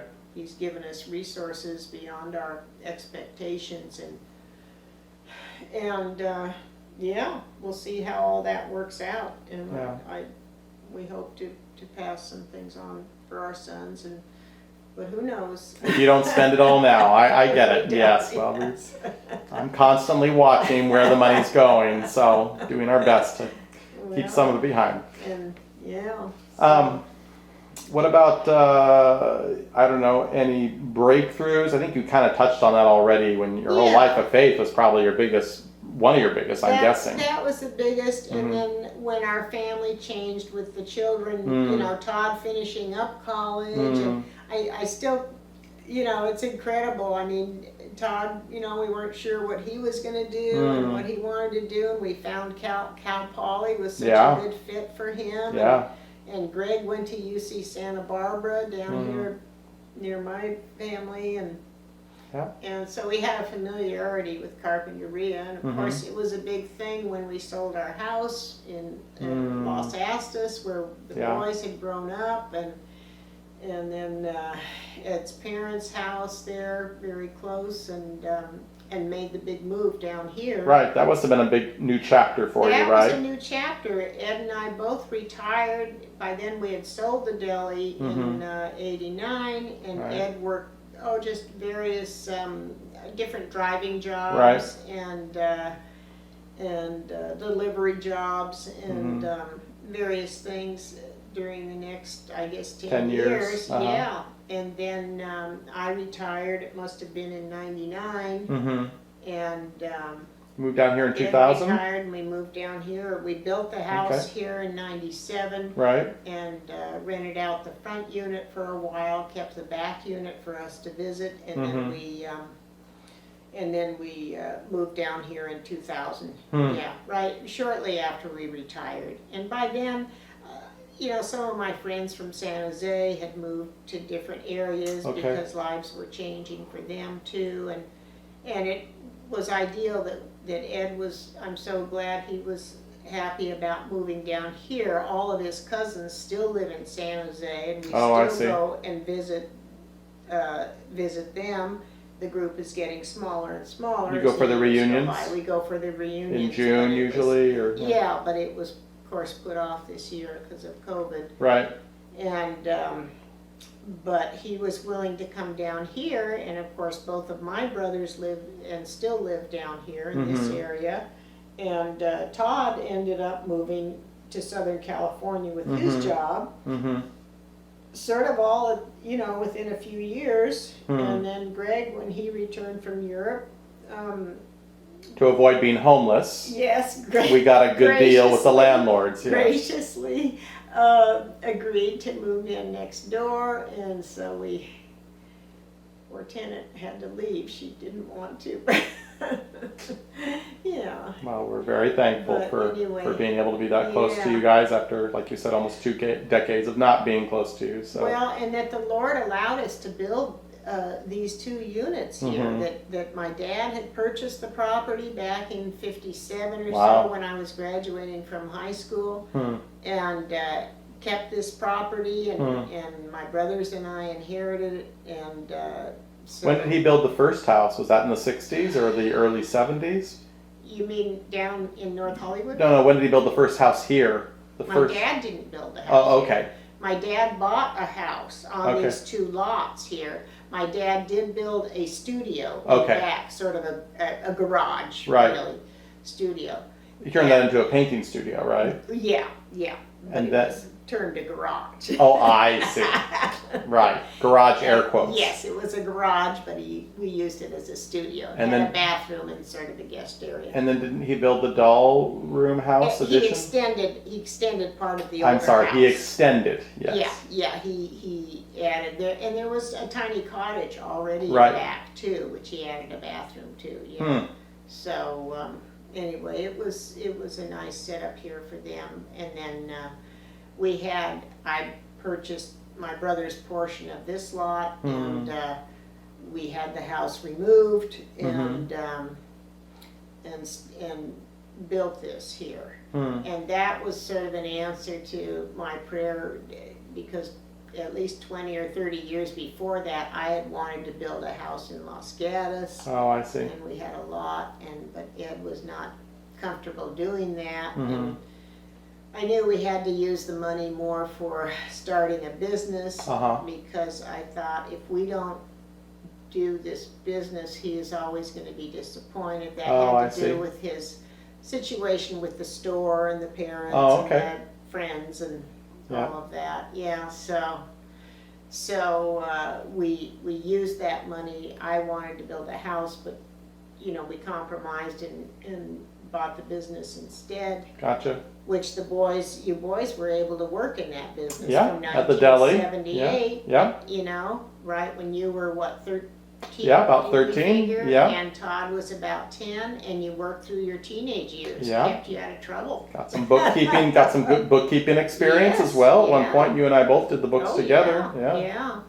And so that worked out well, because it gave the boys a time with their dad and to Yeah. learn more about Ed and his working with customers and such. So Todd went into sales, of course, and you continued on in computers. But anyway, so that was Sort of some big milestones. Yeah. big milestones in our life. Mhm. Yeah. Okay. So Any final words or words of wisdom you'd like to pass on to those watching, or Todd and I, or in general, things that you've come to live by? well, I just I try to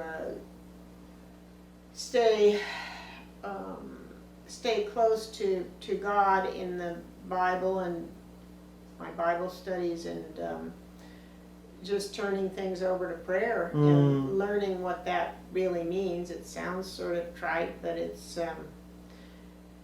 learning about the things that how many of the things in our lives that we are not in control of, Yeah. and allowing that to be, and realizing that instead of Yeah. controlling other people and being disappointed with the way other people are, that ultimately when you pray, it's in order to change yourself. And instead of praying that maybe your husband would do this or do that or be that way, or your children would be this or that way, it's learning to change yourself and your attitude toward whatever it is that is causing you upset and anxiety. Yeah. And that's ultimately what prayer is. I think the goal of prayer is. Right. Shouldn't just be a wish list of what we want done differently or what we want for ourselves. Yeah, No, but right. that's, people turn to that, help this to happen and that to happen. Right. But ultimately, it's more help me to have the strength to accept and to open my eyes or my heart to the Holy Spirit to guide my words, so that my words would be a help rather than a hindrance to others, and the timing of my words would be appropriate, and it's changing yourself into you know, what God would want you to, you know, to accept God's plan and not keep thinking that you're going to, you know, you want everything else to change. Right. Because right. it's really ourselves that have to change. Yeah. And Okay. that it's just sort of an interesting concept that takes a long time to learn. And you work on that all the time. It doesn't come to an end. You never stop working on those things. Yeah. That's true. And then also having, when I was growing up, and I think a lot about the teenage years and what's being taught in the schools now to our children in schools and such, because of, you know, Todd's still raising children, and you know, setting certain standards and values, and setting those for yourself when you're growing up, so that you avoid making too awfully many mistakes when you're younger, you know. That's true. And we all have done things probably during those years, especially. Yeah. But anyway, that's helped. Okay. So. And it made me think of, while we were just saying these things, that when it comes to words of wisdom, you have a book, don't you? Aren't you an author? An accomplished author? Well, I wrote the book 103 or 103 sayings? 3 sayings or 5 sayings. Yes. It was I think 103 sayings. Where is it? It's over there someplace. That everyday sayings. Isn't the Who Said It First? Yeah, Who Said It First? There you go. And then the subtitle. The subtitle is 103 sayings, everyday sayings that we use that are found in Scripture. Right. Came from Scripture. Yeah. And I did that. That was back in 2005. I had several projects after I retired in 2000 that kept me quite busy. And during my years in Bible study fellowship, I kept coming across sayings in the Bible like, eat, drink, and be merry.